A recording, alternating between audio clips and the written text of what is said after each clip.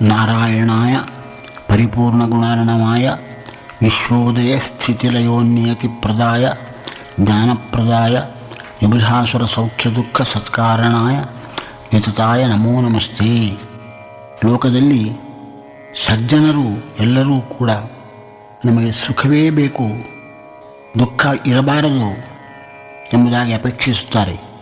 ಆದರೆ ದುಃಖ ಪರಿಹಾರ ಆಗುವುದು ಯಾವ ಕಾರಣದಿಂದ ಎಂಬುದನ್ನೇ ವಿಮರ್ಶೆ ಮಾಡ್ತಾ ಇದ್ದಾರೆ. ನಾಸ್ತಿಕರಿಗೆ ಸಂಸಾರ ಸುಖವೇ ಸಾಕು, ಇದಕ್ಕಿಂತ ಬೇರೆ ಸುಖ ಬೇಕು ಅಂತ ಅವರು ಅಪೇಕ್ಷಿಸುವುದೇ ಇಲ್ಲ. ಆಸ್ತಿಕರ ಮಟ್ಟಿಗೆ ಸಂಸಾರದ ಸುಖ ದುಃಖ ಮಿಶ್ರವಾಗಿದೆ, ದುಃಖ ಏನು ಇರಬಾರದು, ಸುಖವೇ ಇರಬೇಕು ಎಂಬುವಂಥ ಅಪೇಕ್ಷೆಯನ್ನು ಸಜ್ಜನರು ಮಾಡಿ ಅದಕ್ಕೆ ಕಾರಣ ಏನು ಎಂಬುದನ್ನು ವಿಮರ್ಶಿಸ್ತಾ ಇದ್ದಾರೆ. ಅದ್ವೈತಿಗಳು ಬೌದ್ಧರು ಕೂಡ ಏನು ಹೇಳ್ತಾರೆ ಅಂತಂದರೆ, ಪ್ರಪಂಚವೇ ಸುಳ್ಳು, ಸುಖ ದುಃಖಗಳು ಸುಳ್ಳಾದದ್ದರಿಂದ ಅದನ್ನು ಅಪೇಕ್ಷಿಸುವುದು ಸರಿಯಲ್ಲ ಅಂಥೇಳಿ ಅದ್ವೈತಿಗಳು ಬೌದ್ಧರು ಇಬ್ಬರೂ ಹಾಗೆ ಹೇಳ್ತಾ ಇದ್ದಾರೆ. ಹೆಚ್ಚು ಜನರು ಆಸ್ತಿಕರಾದಂಥವರು ಎಲ್ಲರೂ ಕೂಡ ಪ್ರಪಂಚ ಸತ್ಯ, ಸುಖ ದುಃಖ ಸತ್ಯ, ದುಃಖ ಇಲ್ಲ ಅಂತಾಗಬೇಕು, ಸುಖವೇ ಬೇಕು, ಹೇಗೆ ನಾನು ಸಂಪಾದಿಸಲಿ ಎಂಬುವಂಥದ್ದನ್ನು ವಿಮರ್ಶೆ ಮಾಡುವಾಗ ಕೆಲವರು ಆ ಸುಖವನ್ನು ಸಂಪಾದಿಸಲಿಕ್ಕೆ ಕರ್ಮ ಕಾರಣ ಅಂತ ಹೇಳ್ತಾರೆ. ಒಳ್ಳೆಯ ಕರ್ಮ ಮಾಡಿದರೆ ಸುಖ ಆಗ್ತದೆ, ದುಷ್ಟಕರ್ಮ ಮಾಡಿದರೆ ದುಃಖ ಆಗ್ತದೆ ಎಂಬುದಾಗಿ ಕಾರಣ ಹೇಳ್ತಾರೆ. ಆದರೆ ಅದು ಸರಿಯಾದದ್ದಲ್ಲ. ಒಬ್ಬೊಬ್ಬರು ಒಂದೊಂದು ಹೇಳೋದು, ಒಬ್ಬರು ಪ್ರಕೃತಿ ಕಾರಣ ಅಂತ ಹೇಳೋದು, ಒಬ್ಬರು ಕರ್ಮ ಕಾರಣ ಅಂತ ಹೇಳೋದು, ಹೀಗೆಲ್ಲ ಹೇಳಿದರೆ ಜನರಿಗೆ ಯಾವುದು ಕಾರಣ ಅಂತ ತಿಳ್ಕೊಂಬುದು ಕಷ್ಟ ಆಗ್ತದೆ. ಇಂಥ ಸಂದರ್ಭದಲ್ಲಿ ದೇವರು ಒಳ್ಳೆಯ ಯೋಗ್ಯ ಜೀವರಾಶಿಗಳಿಗೆ ಒಂದು ಜನ್ಮ ಕೊಡ್ತಾ ಇದ್ದಾನೆ. ಆ ಜನ್ಮದಲ್ಲಿ ಅದನ್ನು ತಿಳ್ಕೊಳ್ಳುವ ಅನುಕೂಲತೆಯನ್ನು ಒದಗಿಸಿಕೊಡ್ತಾ ಇದ್ದಾನೆ. ಅದು ಯಾವುದು ಅಂತಂದರೆ, ವೇದ ಎಂಬುದು ಅಪೌರುಷೇಯವಾದದ್ದು, ಶ್ರೇಷ್ಠ ಪ್ರಮಾಣ. ಅಂತಹ ಶ್ರೇಷ್ಠ ಪ್ರಮಾಣವಾದ ವೇದವನ್ನು ತಿಳ್ಕೊಂಡ್ರೆ ಆ ಸುಖವನ್ನೇ ಸಂಪಾದಿಸಲಿಕ್ಕೆ, ದುಃಖಪೂರ್ವ ಪರಿಹಾರ ಆಗಲಿಕ್ಕೆ ಕಾರಣವನ್ನು ತಿಳ್ಕೊಳ್ಬಹುದು. ವೇದದ ಅರ್ಥ ಏನು ಎಂಬುವಂಥದ್ದನ್ನು ತಿಳ್ಕೊಳ್ಳುವುದು ಹೇಗೆ ಅಂತ ವಿಚಾರ ಬಂದರೆ, ಅರ್ಥವನ್ನು ವೇದವ್ಯಾಸ ದೇವರೇ ಬ್ರಹ್ಮಸೂತ್ರದಲ್ಲಿ ನಿರ್ಣಯ ಮಾಡಿದ್ದಾರೆ. ಮಧ್ವಾಚಾರ್ಯರು ಅದಕ್ಕೆಲ್ಲ ವ್ಯಾಖ್ಯಾನ ಮಾಡಿ ಭಾಷ್ಯ ಬರೆದು ಇನ್ನಷ್ಟು ನಿರ್ಣಯವನ್ನು ಕೊಟ್ಟಿದ್ದಾರೆ. ಅಂಥ ಮಧ್ವಾಚಾರ್ಯರ ಭಾಷ್ಯವು ಶ್ರೇಷ್ಠವಾದ ಭಾಷ್ಯ. ಇತರರು ಎಷ್ಟೋ ಜನ 21 ಭಾಷ್ಯ ಮಾಡಿದರೂ ಕೂಡ ಪರಸ್ಪರ ವಿರುದ್ಧವಾಗಿ ಅಪ್ರಮಾಣವಾಗಿ ಉಂಟದು. ಶ್ರೀಮನ್ ಮಧ್ವಾಚಾರ್ಯರ ಭಾಷ್ಯ ಒಂದೇ. ವೇದವ್ಯಾಸದೇವರಲ್ಲಿ ಪಾಠ ಕೇಳಿ ವೇದವ್ಯಾಸದೇವರ ಅಭಿಪ್ರಾಯಕ್ಕೆ ಸರಿಯಾಗಿ ವೇದದ ಅರ್ಥವನ್ನು ನಿರ್ಣಯಿಸಿ 37 ಗ್ರಂಥಗಳನ್ನು ಮಾಡಿದ್ದಾರೆ. ತಾತ್ಪರ್ಯ ಚಂದ್ರಿಕಾ ಎಂಬುವಂಥ ಒಂದು ಗ್ರಂಥವನ್ನು ವ್ಯಾಸತೀರ್ಥರು ಬರೆದಿದ್ದಾರೆ. ಇಡೀ ಮಧ್ವಾಚಾರ್ಯ ಭಾಷ್ಯಗಳ ತಾತ್ಪರ್ಯ ಏನು ಎಂಬುದನ್ನು ತಿಳಿಸಲಿಕ್ಕೆ ಒಂದು ಶ್ಲೋಕ ಮಾಡಿದ್ದಾರೆ. ಒಂದು ಶ್ಲೋಕದಲ್ಲಿ ಮಧ್ವಾಚಾರ್ಯರ ಗ್ರಂಥಗಳ ಸಾರವನ್ನೆಲ್ಲವನ್ನು ಸಂಗ್ರಹಿಸಿ ಬಿಟ್ಟಿದ್ದಾರೆ. ಅಂಥ ಒಂದು ಶ್ಲೋಕವನ್ನು ನಾನೀಗ ಹೇಳ್ತಾ ಇದ್ದೇನೆ. ಶ್ರೀಮನ್ಮಧ್ವಮತೆ ಹರಿಃ ಪರತರಃ ಸತ್ಯಂ ಜಗತ್ ತತ್ವತೋ ಭೇದ ಜೀವಗಣಾ ಹರೇರನುಚರಾ ನೀಚೋಚ್ಚಭಾವಂಗತಾ ಮುಕ್ತಿರ್ನೈರ್ಯ ಸುಖಾನುಭೂತಿ ಅಮಲಾ ತದ್ಭಕ್ತಿಶ್ಚ ತತ್ಸಾಧನಂ ಅಕ್ಷಾದಿತೃತೀಯಂ ಪ್ರಮಾಣಮಖಿಲಾಂನಾಯೇಕ ವೇದ್ಯೋ ಹರಿಃ. ಇದರಲ್ಲಿ 10 ವಿಷಯಗಳು ಇವೆ. ಅದು ಯಾವುದೆಂದರೆ, ಹರಿಪರತರಹ, ವಿಷ್ಣುವೇ ಸರ್ವೋತ್ತಮನು ಒಂದು ವಿಷಯ ಆಯಿತು. ಸತ್ಯಂ ಜಗತಿ, ಜಗತ್ತು ಸುಳ್ಳಲ್ಲ, ಜಗತ್ತು ಸತ್ಯಭೂತವಾದಂಥದ್ದು. ಬಹುಚಿತ್ರ ಜಗದ್ಬಹುಧಾಕರಣಾತ್, ಬಹುವಿಚಿತ್ರವಾಗಿರ್ತಕ್ಕಂಥ ಜಗತ್ತನ್ನು ಪರಮಾತ್ಮನೇ ಸೃಷ್ಟಿ ಮಾಡಿದ್ದು. ಈ ಜಗತ್ತು ಸತ್ಯ. ತತ್ವತೋ ಭೇದ, ಜೀವ ಪರಮಾತ್ಮ ಭೇದ, ಜೀವ ಭೇದ, ಜೀವೇಶ್ವರ ಭೇದ, ಜಡೇಶ್ವರ ಭೇದ, ಜಡ ಭೇದ, ಈ ಭೇದಗಳು ಸತ್ಯಭೂತವಾದಂಥದ್ದು. ಇನ್ನು ಅನುಚರ, ಎಲ್ಲ ಜೀವರಾಶಿಗಳು ಕೂಡ ಪರಮಾತ್ಮನ ಅನುಚರರಿಂದ ದಾಸರು, ನಿತ್ಯ ದಾಸರು. ಯಾವಾಗಲೂ ಮೋಕ್ಷಕ್ಕೆ ಹೋದರೂ ಕೂಡ ಪರಮಾತ್ಮನ ದಾಸರಾಗಿಯೇ ಇರ್ತಾರೆ. ನೀಚೋಚ್ಚ ಭಾವಂಗತಃ, ಈ ಜೀವರಾಶಿಗಳಲ್ಲಿ ಸ್ವಭಾವ ಎಂಬುವಂಥದ್ದು ಒಂದೊಂದು ಜೀವನದ್ದು ಒಂದೊಂದು ಥರದ ಸ್ವಭಾವ ಉಂಟು. ಸಾಮಾನ್ಯವಾಗಿ 3 ರೀತಿ ವಿಭಾಗ ಮಾಡಬಹುದು. ಸಾತ್ವಿಕ ಸ್ವಭಾವ, ರಾಜಸ ಸ್ವಭಾವ, ತಾಮಸ ಸ್ವಭಾವ ಎಂಬುದಾಗಿ 3 ಪ್ರಕಾರವಾಗಿ ಉಳ್ಳಂಥದ್ದು. ಆ ಸಾತ್ವಿಕದಲ್ಲಿಯೂ ಅನಂತಾನಂತ ಪ್ರಭೇದಗಳಿದ್ದಾವೆ, ರಾಜಸದಲ್ಲಿಯೂ ಅನಂತಾನಂತ ಪ್ರಭೇದಗಳಿದ್ದಾವೆ, ತಾಮಸದಲ್ಲಿಯೂ ಅನಂತಾನಂತ ಪ್ರಭೇದಗಳಿದ್ದಾವೆ. ಆ ಸಾತ್ವಿಕ ಸ್ವಭಾವವು ಶ್ರೇಷ್ಠ, ರಾಜಸವು ಮಧ್ಯಮ, ತಾಮಸ ನೀಚವಾದಂಥದ್ದು. ಈ ರೀತಿ ಜೀವರಾಶಿಗಳಲ್ಲಿ ತಾರತಮ್ಯ ಎಂಬುದುಂಟು. ಮುಕ್ತಿರ್ನೈಜ ಸುಖಾನುಭೂತಿ. ಮೋಕ್ಷ ಅಂದರೆ ಪರಮಾತ್ಮನ ಸಮೀಪದಲ್ಲಿದ್ದು ಸ್ವಾಭಾವಿಕ ಸುಖ ಏನಿದೆ, ಜೀವಸ್ವರೂಪಭೂತವಾದ ಸುಖ, ಇದನ್ನು ಅನುಭವಿಸುವುದು. ಏನೂ ದುಃಖ ಇರುವುದಿಲ್ಲ. ಇದೇ ಮೋಕ್ಷ ಅಂತಂದರೆ. ಅಮಲಾಭಕ್ತಿಷ್ಠ ತತ್ಸಾಧನಂ. ನಿರ್ಮಲವಾದ ಭಕ್ತಿ, ಭಗವಂತನಲ್ಲಿ ದ್ವೇಷ ಮಾಡಬಾರದು, ಭಕ್ತಿಯನ್ನೇ ಮಾಡಬೇಕು. ಇಂಥ ಭಕ್ತಿ ಮೋಕ್ಷಕ್ಕೆ ಸಾಧನ. ಅಕ್ಷಾದಿತ್ರತೆಯಂ ಪ್ರಮಾಣಂ. ಪ್ರತ್ಯಕ್ಷ, ಯುಕ್ತಿ, ಶಾಸ್ತ್ರ ಎಂಬುದು 3 ಪ್ರಮಾಣ. ಏನಾದರೂ ಒಂದು ಪ್ರಮೇಯವನ್ನು ನಾವು ತಿಳ್ಕೊಳ್ಬೇಕಾದರೆ ಪ್ರತ್ಯಕ್ಷ ಪ್ರಮಾಣವೂ ಆಗಬಹುದು, ಯುಕ್ತಿಯೂ ಆಗಬಹುದು, ಆಗಮವೂ ಆಗಬಹುದು, ಶಾಸ್ತ್ರವೂ ಆಗಬಹುದು. ಅನಂತ ವೇದಗಳಲ್ಲಿ ಹೇಳತಕ್ಕ ವಿಷಯ, ಪರಮಾತ್ಮನು ಅನಂತ ಗುಣ ಪರಿಪೂರ್ಣನು. ಒಂದೊಂದು ಗುಣಗಳನ್ನು ಒಂದೊಂದು ಶಬ್ದ ಹೇಳಿದರೂ ಕೂಡ ಎಲ್ಲ ಶಬ್ದಗಳಿಂದ ಹೇಳಿ ಮುಗಿಸಲಿಕ್ಕೆ ಸಾಧ್ಯ ಇಲ್ಲ. ಅಷ್ಟು ಗುಣಪೂರ್ಣನಾಗಿದ್ದಾನೆ ಎಂಬುದು ಒಟ್ಟಿಗೆ ಇಷ್ಟು ಮುಖ್ಯ ವಿಷಯಗಳು. ಆ ಮುಖ್ಯ ವಿಷಯಗಳನ್ನು ಇಲ್ಲಿ ಸಂಗ್ರಹ ಮಾಡಿದ್ದಾರೆ. ಅದರಲ್ಲಿ ಮೊದಲನೇ ವಿಷಯ ಯಾವುದು ಅಂದರೆ ಹರಿಪರತರಹ, ನಾರಾಯಣನು ಸರ್ವೋತ್ತಮನಿದ್ದಾನೆ ಎಂಬುದು ಮುಖ್ಯವಾದ ವಿಷಯ. ಇದನ್ನು ನಾವು ವೇದ ಮತ್ತು ಗೀತೆ, ಯುಕ್ತಿ 3 ಪ್ರಮಾಣಗಳಿಂದ ತಿಳಿಸಿಕೊಡ್ತಾ ಇದ್ದೀವಿ. ಹರಿ ಸರ್ವೋತ್ತಮ ಅಂತ ಹೇಳಿ ಏಕೆ ಅಂಗೀಕಾರ ಮಾಡಬೇಕು? ಕೆಲವರು ರುದ್ರದೇವರು ಸರ್ವೋತ್ತಮ ಅಂತ ಹೇಳ್ತಾರೆ, ಕೆಲವರು ಬ್ರಹ್ಮದೇವರು ಸರ್ವೋತ್ತಮ ಅಂತ ಹೇಳ್ತಾ ಇದ್ದಾರೆ, ಕೆಲವರು ಗಣಪತಿಯೇ ಸರ್ವೋತ್ತಮ ಅಂತ. ಒಬ್ಬೊಬ್ಬರು ಒಂದೊಂದು ರೀತಿ ಹೇಳ್ತಾ ಇದ್ದರೆ ನಾವು ಸರ್ವೋತ್ತಮ ಇಂಥವನು ಅಂತ ಹೇಳಿ ನಿರ್ಣಯ ಮಾಡೋದು ಹೇಗೆ ಅಂದರೆ ಅದಕ್ಕೆ ಹರಿಪರತರಹ ಎಂಬುದಾಗಿ ಪ್ರಮಾಣವನ್ನು ಸೂಚಿಸುತ್ತಾ ದಾಸರಾಯ ಸ್ವಾಮಿಗಳು ನಾರಾಯಣನೇ ಸರ್ವೋತ್ತಮ ಎಂಬುವಂತಹ ವಿಷಯವನ್ನು ಹೇಳ್ತಾ ಇದ್ದಾರೆ. ನಾರಾಯಣನೇ ಸರ್ವೋತ್ತಮ ಎಂಬುವಂತಹ ವಿಷಯವನ್ನು ಬರೀ ಹೇಳುವುದು ಮಾತ್ರವಲ್ಲ, ಪರತರಹ ಎಂಬ ಶಬ್ದದಿಂದ ಪ್ರಮಾಣವನ್ನು ಕೂಡ ಸೂಚನೆ ಮಾಡಿದ್ದಾರೆ. ವೇದರೂಪ ಪ್ರಮಾಣ ಏನು ಅಂತಂದರೆ ಅಗ್ನಿರ್ವೈ ದೇವಾನಾಂ ಅವಮಃ ವಿಷ್ಣು ಪರಮಃ. ಅಗ್ನಿ ಅವನು ದೇವತೆಗಳಲ್ಲಿ ಕಡಿಮೆ ಆದಂಥವನು. ವಿಷ್ಣು ಪರಮಃ, ವಿಷ್ಣು ಉತ್ತಮನಿದ್ದಾನೆ. ಅಂದರೆ ಇದರ ಅಭಿಪ್ರಾಯ ಏನು ಅಂತಂದರೆ ಶ್ರೇಷ್ಠ ದೇವತೆಗಳು ಇದ್ದಾರೆ. ಆ ಶ್ರೇಷ್ಠ ದೇವತೆಗಳಿಗೆ ಯಜ್ಞದಲ್ಲಿ ಆಹುತಿ ಎಂಬುದು ಅಗ್ನಿಯಿಂದ ಸಿಗುತ್ತದೆ. ಅಗ್ನಿ ಹೋಗಿ ಎಲ್ಲ ದೇವತೆಗಳಿಗೆ ಯಜ್ಞದಲ್ಲಿ ಕೊಟ್ಟಂಥ ಹವಿಸ್ಸನ್ನು ದೇವತೆಗಳಿಗೆ ಮುಟ್ಟಿಸ್ತಾನೆ. ಆ ದೇವತೆಗಳು ಶ್ರೇಷ್ಠರು. ಯಾವ ದೇವತೆಗಳಿಗೆ ಯಜ್ಞದಲ್ಲಿ ಆಹುತಿ ಸಿಗುತ್ತದೋ ಅವರು ಆ ದೇವತೆಗಳು ಶ್ರೇಷ್ಠರು. ಶ್ರೇಷ್ಠ ದೇವತೆಗಳಲ್ಲಿ ಅಧಮನಾಗಿರತಕ್ಕಂಥವನು ಅಗ್ನಿ, ಶ್ರೇಷ್ಠನಾದಂಥವನು ಶ್ರೀ ವಿಷ್ಣು ನಾರಾಯಣ ಅಂಥೇಳಿ ಈ ಶ್ರುತಿಯ ಅರ್ಥ. ಈ ಶ್ರುತಿಯಲ್ಲಿ ಎಷ್ಟು ಸ್ಪಷ್ಟವಾಗಿ ಹೇಳ್ತಾ ಇದ್ದಾರೆ. ಅಗ್ನಿರ್ವೈ ದೇವಾನಾಂ ಅವಮಃ, ಅಗ್ನಿಯು ದೇವತೆಗಳಲ್ಲಿ ಕಡಿಮೆಯಾಗಿದ್ದಾನೆ. ವಿಷ್ಣು ಪರಮಃ, ವಿಷ್ಣು ಸರ್ವೋತ್ತಮನಿದ್ದಾನೆ ಎಂಬುದಾಗಿ ಸ್ಪಷ್ಟವಾಗಿ ವೇದವು ವಿಷ್ಣು ಸರ್ವೋತ್ತಮತ್ವವನ್ನು ಇದು ಹೇಳ್ತದೆ. ನಾರಾಯಣ ಉಪನಿಷತ್ತಿನಲ್ಲಿ ಇನ್ನೊಂದು ವೇದವಾಕ್ಯ ಇದೆ. ಯಚ್ಚಕಿಂಚ ಜಗತ್ಸರ್ವಂ ದೃಶ್ಯತೆ ಶ್ರೂಯತೆ ವಾ ಅಂತರ್ಬಹಿಶ್ಚ ತತ್ಸರ್ವಂ ವ್ಯಾಪ್ಯ ನಾರಾಯಣ ಸ್ಥಿತಃ. ನಾರಾಯಣನು ಎಲ್ಲ ವಸ್ತುಗಳಲ್ಲಿಯೂ ಕೂಡ, ಎಲ್ಲ ದೇಶದಲ್ಲಿ, ಎಲ್ಲ ಕಾಲದಲ್ಲಿ, ಒಳಗೂ ಹೊರಗೂ ವ್ಯಾಪಿಸಿ ನಿಯಾಮಕನಾಗಿ ಇದ್ದಾನೆ. ಅವನು ಎಲ್ಲ ವಸ್ತುಗಳಲ್ಲಿದ್ದರೇ ಆವಾ ವಸ್ತುಗಳು ಇರಬಹುದು, ಆವಾ ವಸ್ತುಗಳಿಂದ ಏನಾದರೂ ಕಾರ್ಯ ಆಗಬಹುದು ಎಂಬುವಂಥ ವಿಷಯವನ್ನು ಈ ಉಪನಿಷತ್ತು ಹೇಳ್ತಾ ಇದೆ. ಇನ್ನು ಮಹಾಭಾರತ ಪಂಚಮ ವೇದ. ಆ ಮಹಾಭಾರತದಲ್ಲಿ ನಾಸ್ತಿ ನಾರಾಯಣ ಸಮಂ ನ ಭೂತನ್ನ ಭವಿಷ್ಯತಿ ಏತೇನ ಸತ್ಯವಾಕ್ಯೇನ ಸರ್ವಾರ್ಥಾನ್ ಸಾಧಯಾಮ್ಯಹಂ ಎಂಬುದು ಮಹಾಭಾರತದಲ್ಲಿ ಸ್ಪಷ್ಟವಾಗಿ ವಚನ ಇದೆ. ನಾಸ್ತಿ ನಾರಾಯಣ ಸಮಂ, ನಾರಾಯಣನಿಗೆ ಸಮಾನವಾದ ವಸ್ತು ನ ಭೂತಂ ನ ಭವಿಷ್ಯತಿ, ಹಿಂದೆ ಇಲ್ಲ, ಮುಂದೆ ಬರುವುದಿಲ್ಲ, ಈಗ ಇಲ್ಲ. ಎಲ್ಲ ಕಾಲದಲ್ಲಿಯೂ ನಾರಾಯಣನೇ ಸರ್ವೋತ್ತಮನಾಗಿದ್ದಾನೆ ಎಂಬುದಾಗಿ ಮಹಾಭಾರತ ಹೇಳ್ತಾ ಇದೆ.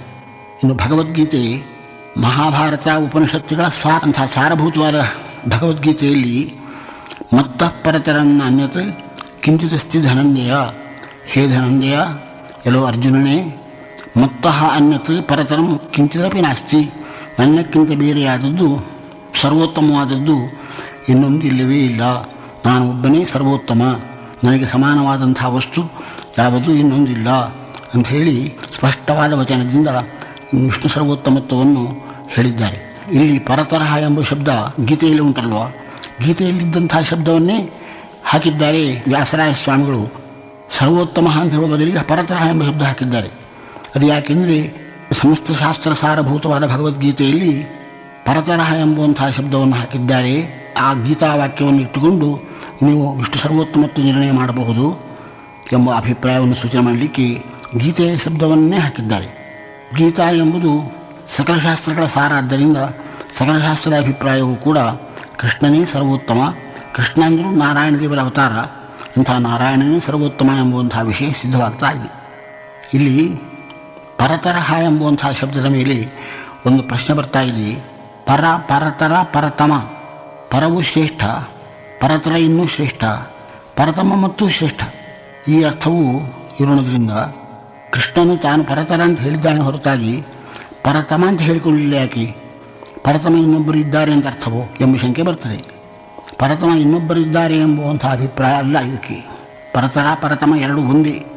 ಅದು ಏನು ಕಾರಣ ಅಂತಂದರೆ, ಪರ ಎಂಬ ಶಬ್ದಕ್ಕೆ ಶ್ರೀಮದ್ ಆಚಾರ್ಯರು ಪ್ರಮಾಣವನ್ನು ಉದಾಹರಿಸಿ ಅರ್ಥ ಹೇಳಿದ್ದಾರೆ.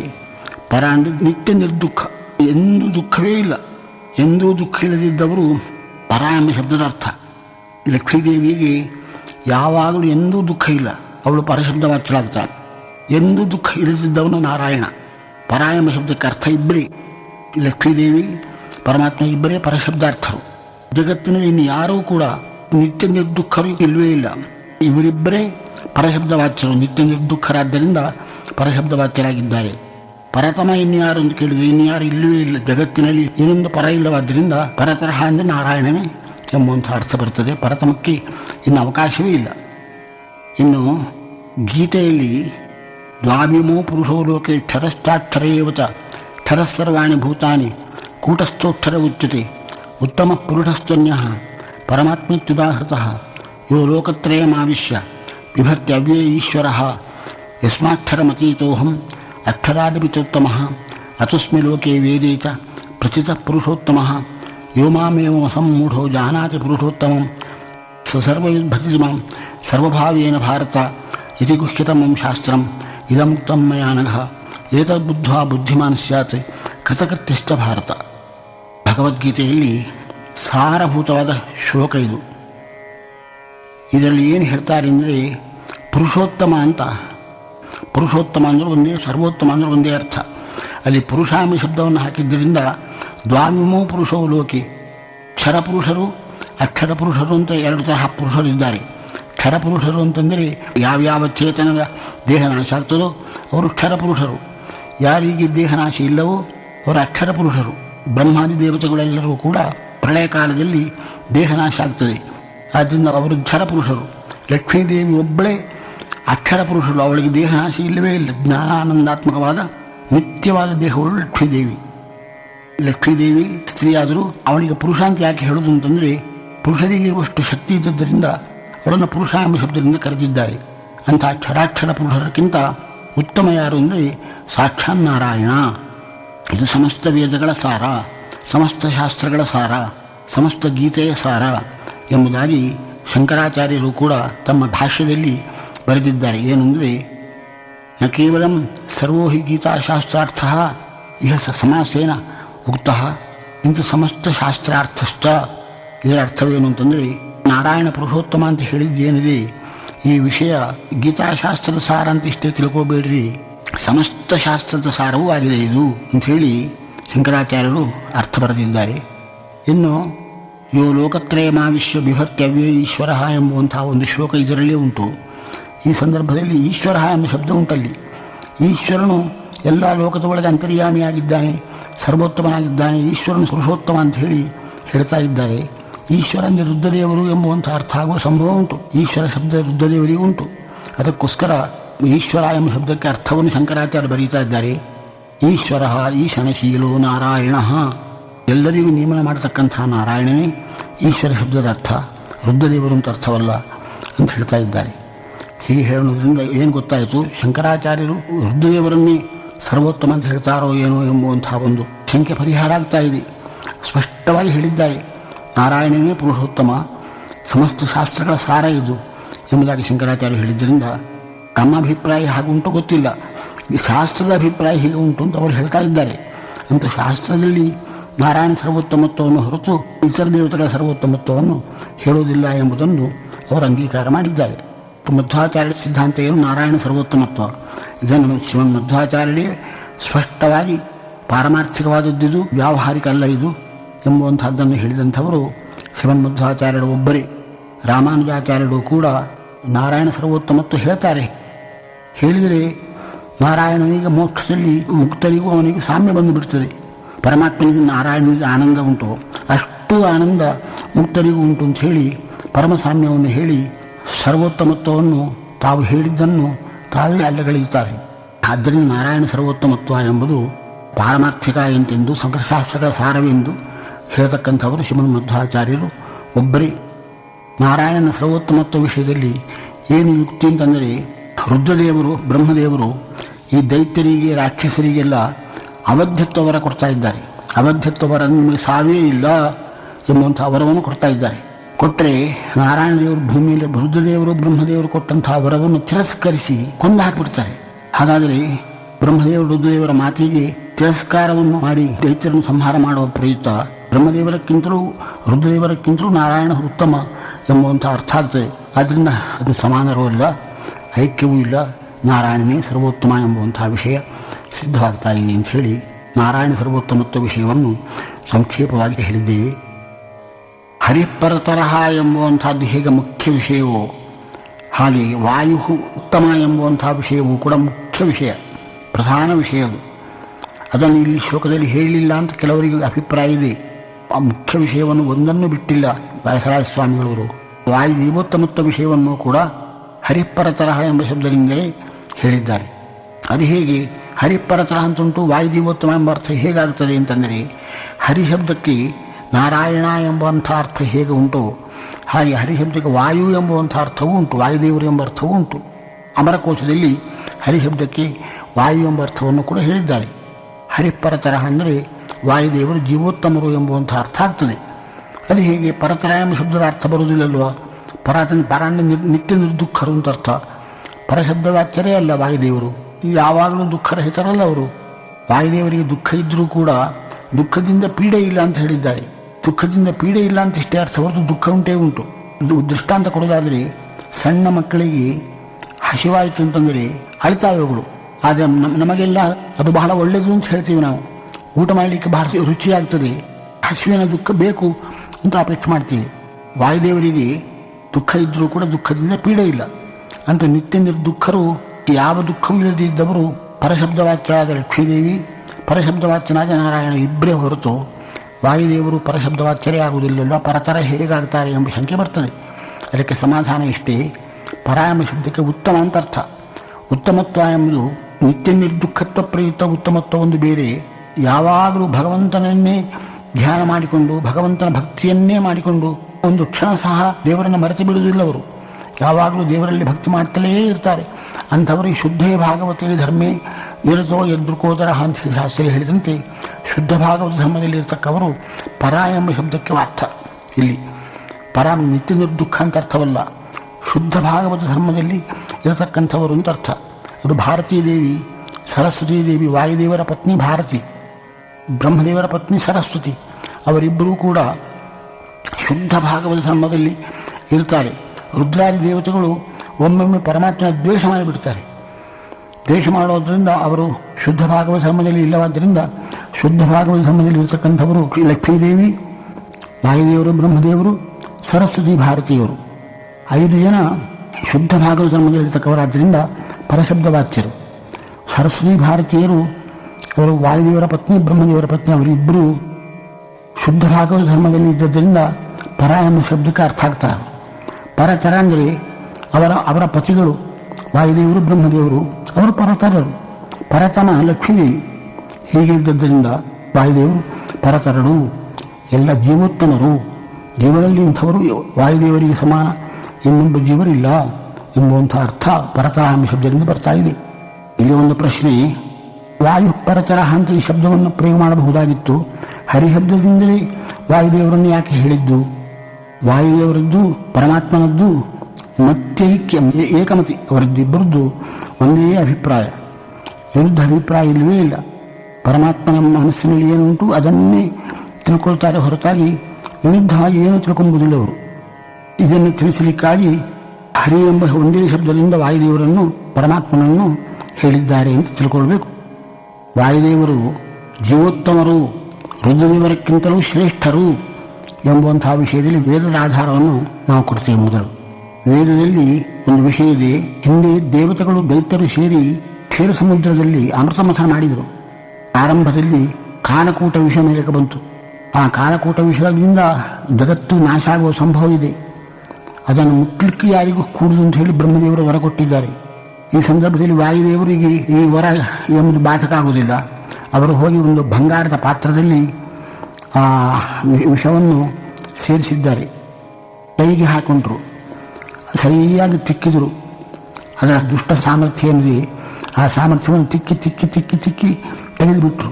ತಿಕ್ಕಿದಂತಹ ಸ್ವಲ್ಪ ಭಾಗವನ್ನು ರುದ್ರದೇವರಿಗೆ ಕುಡಿಲಿಕ್ಕೆ ಕೊಡ್ತಾರೆ. ರುದ್ರದೇವರಿಗೆ ಬಹಳ ದುಃಖ ಆಯಿತು, ತಡೀಲಿಕ್ಕೆ ಸಾಧ್ಯ ಆಗಿಲ್ಲ ಅವರಿಗೆ. ಕಂಠದಲ್ಲಿ ಕೆಳಗೆ ಆ ವಿಷ ಹೋಗುವಾಗ ನೀಲಕಂಠರಾಗಿಬಿಟ್ರು ಅವರು. ಅಂತೂ ಸ್ವಲ್ಪ ಭಾಗ ದೇಹದ ಒಳಗೆ ಹೋಯಿತು, ಅವರಿಗೆ ಮೂರ್ಛೆಯೇ ಬಂದುಬಿಟ್ಟು. ಹರೇ ಕರಸ್ಪರ್ಶ ಬಲತ್ಸ ಸಂಗಮ, ಪರಮಾತ್ಮ ಸಾಕ್ಷಾತ್ ನಾರಾಯಣ ದೇವರು ಬಂದು ರುದ್ರದೇವರನ್ನು ಹೀಗೆ ಸ್ಪರ್ಶ ಮಾಡಿದ್ದರಿಂದ ಪುನಃ ಎಚ್ಚರವಾಯಿತು. ಆ ಕಾಲಕೂಟ ವಿಷವನ್ನು ವಾಯುದೇವರು ಪೂರ್ಣ ಕೊಡಿದ್ಬಿಟ್ಟು ಅವರಿಗೇನು ಬಾಧಕಾಗಿಲ್ಲ. ವೇದ ಮಂತ್ರ ಉಂಟು ಈ ವಿಷಯದಲ್ಲಿ. ವಾಯುರಸ್ಮಾವುಪಾಮಂಥತ್ಪಿನಷ್ಟಿಸ್ಮ ಕುನನ್ನಮ ಕೇಶಿ ವಿಷಸ್ಯ ಪಾತ್ರೇಣ ಯದ್ರುದ್ರೇಣ ಅಪಿಪತ್ಸಹ ಅಂತ ವೇದ ಮಂತ್ರ. ಇದರ ಅರ್ಥವೇನು ಅಂತಂದರೆ, ವೇದ ಮಂತ್ರದಲ್ಲಿ ಕೇಶಿ ಅಂತ ವಾಯುದೇವರಿಗೆ ಹೆಸರುಂಟು. ಕಷ್ಟಾಸು ಈಶಶ್ಚ ಕೇಶ, ಕೇಶ ಅಸ್ಯಾಸ್ಥಿತಿ ಕೇಶಿ. ಕ ಅಂದರೆ ಸುಖರೂಪನಾದಂಥ ನಾರಾಯಣ ದೇವರು, ನಿತ್ಯ ಸುಖರೂಪನಾದಂಥ ನಾರಾಯಣ ದೇವರು. ಅವನೇ ಈಶನಾಗಿ ಉಳ್ಳವರು, ಸ್ವಾಮಿಯಾಗಿ ಉಳ್ಳವರು. ಅಂದರೆ ಯಾವಾಗಲೂ ನಾರಾಯಣ ದೇವರನ್ನೇ ಸ್ವಾಮಿ ಅಂತ ಧ್ಯಾನ ಮಾಡುತ್ತಲೇ ಇದ್ದಾರೆ. ಒಂದು ಕ್ಷಣ ಸಹ ಹೃದಯದಲ್ಲಿ ಅಂತಹ ನಾರಾಯಣ ದೇವರ ರೂಪವನ್ನು ಧ್ಯಾನ ಮಾಡುತ್ತಲೇ ಇದ್ದಾರೆ. ಅದಕ್ಕೆ ಕೇಶಿ ಅಂತ ಅವರಿಗೆ ಹೆಸರು. ಇನ್ನು ಕುನನ್ನಮ ಅಂತ ಇನ್ನೊಂದು ಹೆಸರು ಉಂಟು ಅವರಿಗೆ. ಕುನನ್ನಮ ಅಂದರೆ ಕುಚ್ಚಿತ ಅನ್ನೋ ದುಷ್ಟರನ್ನು ನಮಯತಿ ಅಧಪಾತಯತೀತಿ ಕುನನ್ನಮ. ಕುನನ್ನಮ, ಕೇಶಿ, ವಾಯು ಎಂಬುವಂತಹ ಮೂರು ಶಬ್ದಗಳಿಂದ ವಾಯುದೇವರನ್ನು ಹೇಳಿ ಆ ವಾಯುದೇವರು ಏನು ಮಾಡಿದರು? ಅಸ್ಮ ಅಂದರೆ ಅಸ್ಮಿ ಅಂತ ಅರ್ಥ. ಈ ವಾಯುದೇವರು ರುದ್ರದೇವರಿಗೋಸ್ಕರ ಉಪಾಮಂಥತ ಮತ ಕೈಯಲ್ಲಿ ಹಾಕಿ ತಿಕ್ಕಿದರು ಅಂತ ಅರ್ಥ. ಪಿನಷ್ಟಿಸ್ಮ, ಪಿನಷ್ಟಿಸ್ಮ ಅಂತಂದರೆ ಸರಿಯಾಗಿ ಹಿಟ್ಟು ಮಾಡಿ ಅದನ್ನು ರಸವೇ ಇಲ್ಲ ಅಂತ ಮಾಡಿಬಿಟ್ರು. ರುದ್ರೇಣ ಅಭಿವತ್ಸ, ರುದ್ರದೇವರಿಂದ ಕೂಡಿಕೊಂಡು ವಾಯುದೇವರು ಅದನ್ನು ಕುಡಿದರು ಅಂತುಂಟು. ರುದ್ರೇಣ ಸಹ ಅಪಿಬತ್ತದಂತುಂಟು. ವಾಯು ರುದ್ರೇಣ ಸಹ ಅಪಿಬತ್ತು ಅಂತಂದರೆ ರುದ್ರ ವಿಷ ಕುಡಿಯುವುದರಲ್ಲಿ ಅಪ್ರಧಾನ, ವಾಯುದೇವರು ಮುಖ್ಯರು ಪ್ರಧಾನರು ಅಂತ ಅರ್ಥ ಆಗ್ತದೆ. ಶಿಷ್ಯನಿಂದ ಕೂಡಿಕೊಂಡು ಗುರುಗಳು ಬಂದರು ಅಂತಂದರೆ ಶಿಷ್ಯನಿಗೆ ಅಪ್ರಾಧಾನ್ಯ, ಗುರುಗಳಿಗೆ ಹೇಗೆ ಪ್ರಾಧಾನ್ಯ. ಶಿಷ್ಯೇನ ಸಹ ಗುರು ಆಗತಃ ಅಂತ ಹೇಳುವಾಗ ಸಹಯೋಗ ಯಾವುದಕ್ಕುಂಟು ಅದಕ್ಕೆ ಅಪ್ರಾಧಾನ್ಯಂ ಹೇಳಲ್ಪಡುತ್ತದೆ. ರುದ್ರೇಣ ಸಹ ವಾಯು ಅಪಿಬತ್ತು ಅಂತ ಹೇಳಿದ್ರಿಂದ ಕಾಲಕೂಟ ವಿಷವನ್ನು ನಿರ್ಭಯವಾಗಿ ಪಾನ ಮಾಡಿದವರು ವಾಯುದೇವರು. ರುದ್ರದೇವರಿಗೆ ಬಹಳ ಕಷ್ಟ ಆಗಿದೆ ಎಂಬುವಂಥ ಅರ್ಥ ಆಗ್ತದೆ. ರುದ್ರೇಣ ಎಂಬುವಂತಹ ಶಬ್ದವನ್ನು ಹಾಕಿದ್ದಾರೆ ಇಲ್ಲಿ. ಅದು ಯಾಕೆ ಹಾಕಿದ್ರೆ ಸೋರೋದೀತ್ ಎದರೋದೀತ್ ರುದ್ರಸ್ಯ ರುದ್ರತ್ವಂ, ರೋದನ ಮಾಡಿದಂಥ ಅಳುವುದರಿಂದ ಅವರಿಗೆ ರುದ್ರ ಎಂಬುವಂತಹ ಹೆಸರು ಬಂತು ಅಂತ ವೇದವೇ ಹೇಳ್ತಾ ಇದೆ. ವಾಯುದೇವರಿಗೆ ವಾಯು ಅಂತ ಅವರ ಹೆಸರು. ಗಮನಾಗಮನಾದಿಗಳು ಸಮರ್ಥರಾಗಿದ್ದರು ಅವರು. ಇನ್ನು ಕೇಶಿ ಅಂತ ಅದೇನು ಕಾರಣ ಅಂತಂದರೆ ಆನಂದ ರೂಪನಾದಂಥ ನಾರಾಯಣನನ್ನು ಧ್ಯಾನ ಮಾಡ್ತಾ ಇರೋದ್ರಿಂದ ಅವರಿಗೇನು ದುಃಖವೇ ಆಗಲಿಲ್ಲ. ಇನ್ನು ರುದ್ರದೇವರಿಗೆ ಅಭಿಷೇಕ ಪ್ರಿಯ ಶಿವ ಅಂಥೇಳಿ ಅಂದಿನಿಂದ ರುದ್ರದೇವರ ದೇವಸ್ಥಾನ ಉಂಟು. ಅಲ್ಲೆಲ್ಲ ರುದ್ರದೇವರ ತಲೆ ಮೇಲೆ ಯಾವಾಗಲೂ ನೀರು ಬೀಳ್ತಾ ಇರೋ ಹಾಗೆ ಅಭಿಷೇಕ ವ್ಯವಸ್ಥೆ ಮಾಡ್ತಾರೆ. ಅಭಿಷೇಕ ಪ್ರಿಯ ಶಿವ. ಇದರಿಂದ ವಾಯುದೇವರು ರುದ್ರದೇವರಕ್ಕಿಂತಲೂ ಶ್ರೇಷ್ಠರು ಅಂಥೇಳಿ ಪ್ರಮಾಣಗಳು ಹೇಳ್ತಾ ಇದ್ದಾವೆ. ಬಲಮಿಂದ್ರಸ್ಯ ಗಿರಿಶಃ, ಗಿರಿಶಸ್ಯ ಬಲಂ ಮರುತ್, ಬಲಂತಸ್ಯ ಹರಿ ಸಾಕ್ಷಾತ್ ನ ಹರೇರ್ಬಲಮನ್ಯತಃ ಅಂಥೇಳಿ ಮಹಾಭಾರತದಲ್ಲಿ ಒಂದು ಶ್ಲೋಕ ಇದೆ. ಇಂದ್ರದೇವರು ಎಲ್ಲ ದೇವತೆಗಳಿಗೆ ರಾಜಭೂತರು, ರಾಜರು. ಇಂದ್ರದೇವರು ರಾಜರು. ಬಲಂ ಇಂದ್ರಸ್ಯ ಗಿರಿಶಃ, ಅಂಥ ಇಂದ್ರದೇವರಿಗೆ ಬಲಂ ಅಂದರೆ ಬಲಪ್ರದ, ಬಲವನ್ನು ಕೊಡ್ತಕ್ಕಂಥವರು ರುದ್ರದೇವರು. ಗಿರಿಶಸ್ಯ ಬಲಂ ಮರುತು, ರುದ್ರದೇವರಿಗೆ ಬಲವನ್ನು ಕೊಡ್ತಕ್ಕಂಥವರು ಮರುತು ವಾಯುದೇವರು. ಬಲಂತಸ್ಯ ಹರಿ ಸಾಕ್ಷಾತ್, ವಾಯುದೇವರಿಗೆ ಬಲವನ್ನು ಕೊಡ್ತಕ್ಕಂಥವರು ಶ್ರೀಹರಿ. ನ ಹರೇರ್ ಬಲಮನ್ಯತಃ, ಇನ್ನೊಬ್ಬರಿಂದ ನಾರಾಯಣ ದೇವರಿಗೆ ಮಾತ್ರ ಯಾರೂ ಬಲ ಕೊಡ್ತಕ್ಕವರಿಲ್ಲ ಅಂತ ಹೇಳಿದ್ದರಿಂದ ಜೀವರಾಶಿಗಳಲ್ಲಿ ರುದ್ರದೇವರು ಶ್ರೇಷ್ಠರಾದರು. ಅಂತಹ ರುದ್ರದೇವರಿಗೂ ಶ್ರೇಷ್ಠರು ವಾಯುದೇವರು ಎಂಬುವಂತಹ ವಿಷಯ ಇಲ್ಲಿ ಬಂದರೆ ಜೀವೋತ್ತಮತ್ವ ಎಂಬುದು ಸ್ಪಷ್ಟವಾಯಿತು. ಭೀಮಸೇನ ದೇವರು ವಾಯುದೇವರ ಅವತಾರ. ವಾಯುದೇವರು ಜೀವೋತ್ತಮರು ಎಂಬ ವಿಷಯದಲ್ಲಿ ಗೀತಾ ಪ್ರಮಾಣವನ್ನು ನಾವು ತಿಳ್ಕೊಳ್ಬೇಕು. ಆರಂಭದಲ್ಲಿ ದುರ್ಯೋಧನನು ಎರಡು ಪಕ್ಷದ ಸೈನ್ಯವನ್ನು ನೋಡಿ ಏನು ಮಾಡಬೇಕು ಗೊತ್ತಾಗದೆ ಹೋಯ್ತು ಅವನಿಗೆ. ದ್ರೋಣಾಚಾರ್ಯರ ಹತ್ರ ಹೋಗಿ ಹೇಳ್ತಾ ಇದ್ದಾನೆ, ಇರುವ ಗುರುಗಳೇ, ಆ ಪಾಂಡವರ ಸೈನ್ಯಕ್ಕಿಂತ ನಮ್ಮ ಸೈನ್ಯ ಹೆಚ್ಚಿದ್ರೂ ಕೂಡ ಭೀಷ್ಮರು, ದ್ರೋಣರು, ಅಶ್ವತ್ಥಾಮರ ಇವರೇ ಮೊದಲಾದವರು ಇವರು ಶ್ರೇಷ್ಠ ವ್ಯಕ್ತಿಗಳು ಇದ್ದರೂ ಕೂಡ ಇದು ಪಾಂಡವರ ಸೈನ್ಯ ಬಹಳ ಕಮ್ಮಿ ಇದ್ದರೂ ಕೂಡ ಭೀಮಸೇನ ಅಲ್ಲಿ ಆ ಪಾಂಡವರ ಸೈನ್ಯದಲ್ಲಿ ಸೇರಿದ್ದರಿಂದ ನಮ್ಮ ಸೈನ್ಯ ಯುದ್ಧ ಮಾಡಲಿಕ್ಕೆ ಸಮರ್ಥರ ಆಗುವುದಿಲ್ಲ, ಖಂಡಿತ ಆಗುವುದಿಲ್ಲ. ಭೀಮಸೇನ ಒಬ್ಬ ಇದ್ದದ್ದಕ್ಕೆ ಅವರ ಸೈನ್ಯ ಬಹಳ ಕಮ್ಮಿ ಆದರೂ ಕೂಡ ಒಳ್ಳೆ ಸಮರ್ಥವಾಗಿದೆ ಎಂಬುದನ್ನು ಗೊತ್ತಾಗಿದೆ. ಈಗ ಅಶ್ವತ್ಥಾಮಾಚಾರ್ಯರು ರುದ್ರದೇವರ ಅವತಾರ ಅವರಿದ್ದಾರೆ, ಅವರಿದ್ದರು, ಭೀಷ್ಮಾಚಾರ್ಯರಿದ್ದರು, ದ್ರೋಣಾಚಾರ್ಯರಿದ್ದರು, ಸೈನ್ಯ ಹೆಚ್ಚಿದ್ರೂ ಕೂಡ ಇದು ಸಮರ್ಥವಾಗುವುದಿಲ್ಲ, ನಾವು ಏನು ಮಾಡೋದು ಅಂತ ಹೇಳಿ ದ್ರೋಣಾಚಾರ್ಯರ ಹತ್ರ ದುರ್ಯೋಧನ ಹೇಳ್ತಾ ಇದ್ದಾನೆ. ಪರ್ಯಾಪ್ತಂ ತಡಿಮೇ ತೇಷಾಂ ಬಲಂ ಭೀಮಾಭಿರಕ್ಷಿತಂ ಅಪರ್ಯಾಪ್ತಂ ತದಸ್ಮಾಕಂ ಬಲಂ ಭೀಷ್ಮಾಭಿರಕ್ಷಿತಂ ಎಂಬುವಂತಹ ಶ್ಲೋಕದಲ್ಲಿ ಈ ವಿಷಯವು ಗೀತಾದಲ್ಲಿ ಉಂಟು. ಇದರಿಂದ ಏನು ಸಿದ್ಧವಾಯಿತು? ರುದ್ರದೇವರ ಅವತಾರಭೂತರಾದ ಅಶ್ವತ್ಥಾಮಾಚಾರ್ಯರಿದ್ದರೂ ಸಹ ಅವರವರ ಸೈನ್ಯ ಅಸಮರ್ಥ. ಭೀಮಸೇನ ಒಬ್ಬ ಇದ್ದದ್ದಕ್ಕೆ ಅವರ ಸೈನ್ಯ ಬಹಳ ಅಲ್ಪವಾದರೂ ಕೂಡ ಅದು ಸಮರ್ಥವಾಗಿದೆ ಅಂತ ಹೇಳಿದ್ದು ಭೀಮಸೇನನು ರುದ್ರಾವತಾರಭೂತರಾದ ಅಶ್ವತ್ಥಾಮಾಚಾರ್ಯರಿಗಿಂತಲೂ ಶ್ರೇಷ್ಠವೆಂಬುವಂತಹ ಅಭಿಪ್ರಾಯವನ್ನು ಹೇಳಿದಾಗಾಯಿತು. ದುರ್ಯೋಧನ ಅವನು ವಿರೋಧಿ ಕೂಟದಲ್ಲಿದ್ದಂಥವನು ಮುಖ್ಯಸ್ಥನು ಈ ರೀತಿ ಹೇಳಿದ್ದರಿಂದ ಇದು ನಿಜವಾದ ವಿಷಯ ಗೊತ್ತಾಗ್ತದೆ. ಕೋರ್ಟ್ನಲ್ಲಿ ಸಾಕ್ಷಿ ಹೇಳ್ತಕ್ಕಂಥವ್ರು ಪ್ರತಿವಾದಿ ಕಡೆ ಸಾಕ್ಷಿಯವರೇ ವಾದಿಗೆ ಅನುಕೂಲವಾಗಿ ಹೇಳಿಬಿಟ್ರೆ ಅದಕ್ಕೆ ಬಹಳ ಮಹತ್ವ ಇದೆ. ಆ ವಿರೋಧಿಯಾಗಿರ್ತಕ್ಕಂತಹ ದುರ್ಯೋಧನನೇ ನಾವು ಅಸಮರ್ಥರು ಎಂಬುದನ್ನು ಹೇಳ್ತಾ ಇದ್ದಾನೆ. ದೇವತೆಗಳಲ್ಲಿ ಏನು ನಿಯಮ ಅಂತಂದರೆ ಬಲವು ಯಾರಿಗೆ ಹೆಚ್ಚು ಅವರಿಗೆ ಜ್ಞಾನಭಕ್ತಿಯಾದಿ ಗುಣಗಳು ಕೂಡ ಹೆಚ್ಚಿರುತ್ತದೆ ಅಂತ ಒಂದು ನಿಯಮವನ್ನು ಬ್ರಹ್ಮಾಂಡ ಪುರಾಣ ಹೇಳ್ತಾ ಇದೆ. ದೇವೇಶು ಬಲಿನಾಮೇವ ಭಕ್ತಿಜ್ಞಾನೇನ ಚಾನ್ಯಥ. ದೇವತೆಗಳು ಭೂಮಿಯಲ್ಲಿ ಅವತಾರ ಮಾಡಿದಾಗ ಅವರಲ್ಲಿ ಬಲವು ಎಲ್ಲಕ್ಕಿಂತಲೂ ಹೆಚ್ಚು ಬಲ ಉಂಟು ಎಂಬುದು ತೋರಿದರೆ ಅವರಲ್ಲಿ ಜ್ಞಾನಭಕ್ತಿಯಾದಿ ಗುಣಗಳು ಕೂಡ ಹೆಚ್ಚು ಉಂಟು ಎಂಬುವಂತಹ ನಿಯಮವನ್ನು ತಿಳ್ಕೊಳ್ಳಬೇಕು ಅಂತ ಹೇಳಿ ಶಾಸ್ತ್ರವಿದೆ. ಜ್ಞಾನಭಕ್ತಿಯಾದಿ ಗುಣಗಳು ಬಲ ಎಲ್ಲವೂ ಕೂಡ ಅವರಲ್ಲಿ ಹೆಚ್ಚಿದ್ದುದರಿಂದ ರುದ್ರದೇವರ ಅವತಾರಭೂತರಾದ ಅಶ್ವತ್ಥಾಮಾಚಾರ್ಯರಿಗಿಂತಲೂ ಭೀಮಸೇನ ದೇವರು ಶ್ರೇಷ್ಠರು ಎಂಬುವಂಥದ್ದು ಸ್ಪಷ್ಟ ಆಗ್ತಾ ಇದೆ. ರುದ್ರದೇವರಕ್ಕಿಂತ ಶ್ರೇಷ್ಠ ಆದ ಮೇಲೆ ಜೀವೋತ್ತಮರಾಗಲೇಬೇಕಾಯಿತು. ಅಂತೂ ವಾಯುದೇವರ ಜೀವೋತ್ತಮತ್ವವು ಗೀತೆಯಿಂದಲೂ ಕೂಡ ಸಿದ್ಧವಾಯಿತು. ಸತ್ಯಂ ಜಗತ್ತು ಎಂಬುದು ಮೂರನೇ ವಿಷಯ, ವಿಷ್ಣು ಸರ್ವೋತ್ತಮತ್ವ ಪ್ರಥಮ ವಿಷಯ, ವಾಯು ಜೀವೋತ್ತಮತ್ವ ಎರಡನೇ ವಿಷಯ, ಮೂರನೇ ವಿಷಯ ಪ್ರಪಂಚ ಉಂಟಷ್ಟೇ ಅದು ಸತ್ಯ ಅಂತ ಹೇಳಿ ನಿರ್ಣಯ ಮಾಡಿದ್ದಾರೆ ಮಧ್ವಾಚಾರ್ಯರು. ಅದ್ವೈತಿಗಳು ಏನು ಹೇಳ್ತಾರೆ, ದೂರದಲ್ಲಿ ಮುತ್ತಿನ ಚಿಪ್ಪನ್ನು ನೋಡ್ತೀವಿ ನಾವು, ಆ ದೂರದಲ್ಲಿ ಮುತ್ತಿನ ಚಿಪ್ಪನ್ನು ನೋಡಿದರೆ ಇದು ಬೆಳ್ಳಿ ಎಂಬುವಂತಹ ಭ್ರಮೆ ಬರ್ತದೆ. ಹತ್ತಿರ ಹೋದಾಗ ಇದು ಬೆಳ್ಳಿ ಅಲ್ಲ, ಮುತ್ತಿನ ಚಿಪ್ಪು ಅಂತ ಕಾಣಿಸ್ತದೆ. ಆ ಬೆಳ್ಳಿ ಸುಳ್ಳು. ಅದರಂತೆ ಈ ಪ್ರಪಂಚವೂ ಕೂಡ ಅದ್ವೈತಗಳ ಮತ ಪ್ರಕಾರ ನಿರ್ಗುಣ ಬ್ರಹ್ಮ ಎಲ್ಲ ಕಡೆ ವ್ಯಾಪಿಸಿಬಿಟ್ಟದೆ. ಆ ನಿರ್ಗುಣ ಬ್ರಹ್ಮನೇ ಎಲ್ಲ ಕಡೆ ಇರುವುದು, ಇನ್ಯಾವುದೂ ಇಲ್ಲವೇ ಇಲ್ಲ. ಅಂಥ ನಿರ್ಗುಣ ಬ್ರಹ್ಮನನ್ನು ಸರಿಯಾಗಿ ತಿಳ್ಕೊಳ್ಳದೆ ಇದು ಪ್ರಪಂಚ ಅಂಥೇಳಿ ಹೇಗೆ ಮುತ್ತಿನ ಚಿಪ್ಪನ್ನು ನೋಡಿ ಇದು ಬೆಳ್ಳಿ ಅಂತ ಭ್ರಮೆ ಬಂತು, ಹಾಗೆ ಬ್ರಹ್ಮ ಎಂಬುದು ಪ್ರಪಂಚದ ಹಾಗೆ ಕಾಣಿಸ್ತಾ ಇದೆ. ಬ್ರಹ್ಮ ಎಂಬುವಂತಹ ಅಧಿಷ್ಠಾನದಲ್ಲಿ ಪ್ರಪಂಚ ಎಂಬುದು ಆರೋಪಿತವಾದ್ದರಿಂದ ಪ್ರಪಂಚವು ಸುಳ್ಳು ಎಂಬುದಾಗಿ ಅದ್ವೈತಗಳು ಹೇಳ್ತಾ ಇದ್ದಾರೆ. ಪ್ರಪಂಚ ಸುಳ್ಳಾದರೆ ಪರಮಾತ್ಮನಿಗೆ ಶ್ರೇಷ್ಠವಾದ ಮಹಿಮೆಯೇ ಹೋಯಿತು. ಶಾಸ್ತ್ರಗಳು ಏನು ದೇವರ ಮಹಿಮೆ ಹೇಳ್ತಾವಂತಂದರೆ ಬಹುಚಿತ್ರ ಜಗದ್ ಬಹುಧಾಕರಣ ಪರಶಕ್ತಿರನಂತ ಗುಣ ಅನಂತ ಗುಣ ಪರಮಃ. ಅನಂತ ಗುಣವುಳ್ಳವನು, ಅನಂತ ಶಕ್ತಿ ಉಳ್ಳವನು ಪರಮಾತ್ಮ ಅಂತ ಹೇಳಿ ತಿಳ್ಕೊಂಬುದು ಹೇಗೆಂದರೆ ಇಂಥ ಬಹುವಿಚಿತ್ರವಾದಂತಹ ಈ ಪ್ರಪಂಚವನ್ನು ಪರಮಾತ್ಮ ಸೃಷ್ಟಿ ಮಾಡಿದ್ದರಿಂದ ಅವನ ಮಹಿಮೆ ಇಷ್ಟು ಅಂತ ಹೇಳಲಿಕ್ಕೆ ಸಾಧ್ಯವಿಲ್ಲ. ಅನಂತ ಶಕ್ತಿ ಉಂಟವನಿಗೆ, ಅನಂತ ಗುಣಗಳು ಉಂಟು ಅಂತ ಹೇಳಿ ನಾವು ತಿಳ್ಕೊಳ್ಳಬೇಕಾಗಿದೆ, ತಿಳ್ಕೊಂಡು ಭಕ್ತಿ ಮಾಡಬೇಕಾಗಿದೆ. ಆ ಭಕ್ತಿ ಮಾಡಿ ದೇವರ ಅನುಗ್ರಹಕ್ಕೆ ನಾವು ಪಾತ್ರರಾಗಬೇಕು, ದೇವರ ಅನುಗ್ರಹ ಪಾತ್ರರಾಗಿ ನಮ್ಮ ಉದ್ಧಾರ ಆಗಬೇಕು. ಹೀಗಿರುವಾಗ ಪ್ರಪಂಚವು ಸುಳ್ಳು ಅಂತ ಆಗಿಬಿಟ್ರೆ ಪ್ರಪಂಚವನ್ನು ಸೃಷ್ಟಿ ಮಾಡಿದ್ದು ಸುಳ್ಳಾಗ್ತದೆ, ಪ್ರಪಂಚವನ್ನು ಸೃಷ್ಟಿ ಮಾಡಿದಂತಹ ಪರಮಾತ್ಮನ ಮಹಿಮೆಯೂ ಸುಳ್ಳಾಗ್ತದೆ. ಪ್ರಪಂಚವೇ ಇಲ್ಲ ಅಂತಾದ ಮೇಲೆ ಪ್ರಪಂಚ ಸೃಷ್ಟಿಯಲ್ಲಿ ಸೃಷ್ಟಿ ಮಾಡೋಣ ಎಂಬುವಂತಹ ಮಹಿಮೆಯೂ ಹೋಯ್ತಲ್ವ. ದೇವರ ಮಹಿಮೆಯೂ ಹೋದ ಮೇಲೆ ದೇವರಲ್ಲಿ ಭಕ್ತಿ ಬರುವುದು ಹೇಗೆ? ದೇವರಲ್ಲಿ ಭಕ್ತಿ ಮಾಡದೇ ಹೋದರೆ ದೇವರ ಅನುಗ್ರಹ ಆಗು ನಮ್ಮ ಮೇಲೆ ಆಗುವುದು ಹೇಗೆ? ದೇವರ ಅನುಗ್ರಹ ನಮಗೆ ಆಗದೇ ಹೋದರೆ ನಮ್ಮ ಉದ್ಧಾರ ಆಗುವುದು ಹೇಗೆ? ಪ್ರಪಂಚ ಎಂಬುದು ಸುಳ್ಳಲ್ಲ, ಪ್ರಪಂಚವು ಸತ್ಯ ಅಂಥೇಳಿ ಸ್ಥಾಪನೆ ಮಾಡಬೇಕು. ಅದಕ್ಕಾಗಿ ಶ್ರೀಮದ್ ಮಧ್ವಾಚಾರ್ಯರು ಪ್ರಪಂಚ ಸತ್ಯತ್ವ ಎಂಬುವಂತಹ ಒಂದು ವಿಷಯವನ್ನು ಇಟ್ಟುಕೊಂಡಿದ್ದಾರೆ.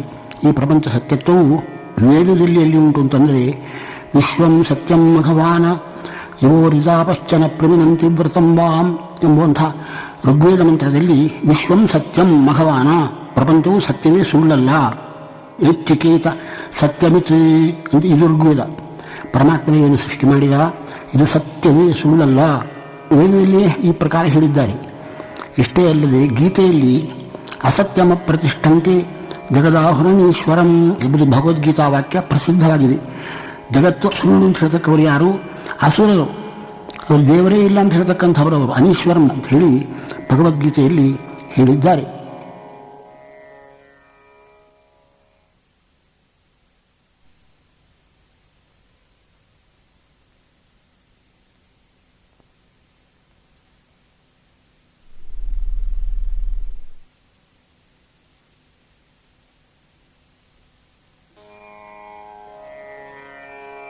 ಇವರು ಅದ್ವೈತಿಗಳು ಯಾವ ಆಧಾರದ ಮೇಲೆ ಜಗತ್ತು ಸುಳ್ಳು ಅಂತ ಹೇಳ್ತಾ ಇದ್ದಾರೆ? ಸುಮ್ಮನೆ ಹೇಳ್ತಾರೋ ಏನು ಆಧಾರ ಇಟ್ಕೊಂಡು ಹೇಳ್ತಾ ಇದ್ದಾರೋ ಅಂತಂದರೆ, ವೇದದಲ್ಲಿ ಒಂದು ವಾಕ್ಯ ಇದೆ, ನೇಹನ ನಾಸ್ತಿ ಕಿಂಚನ.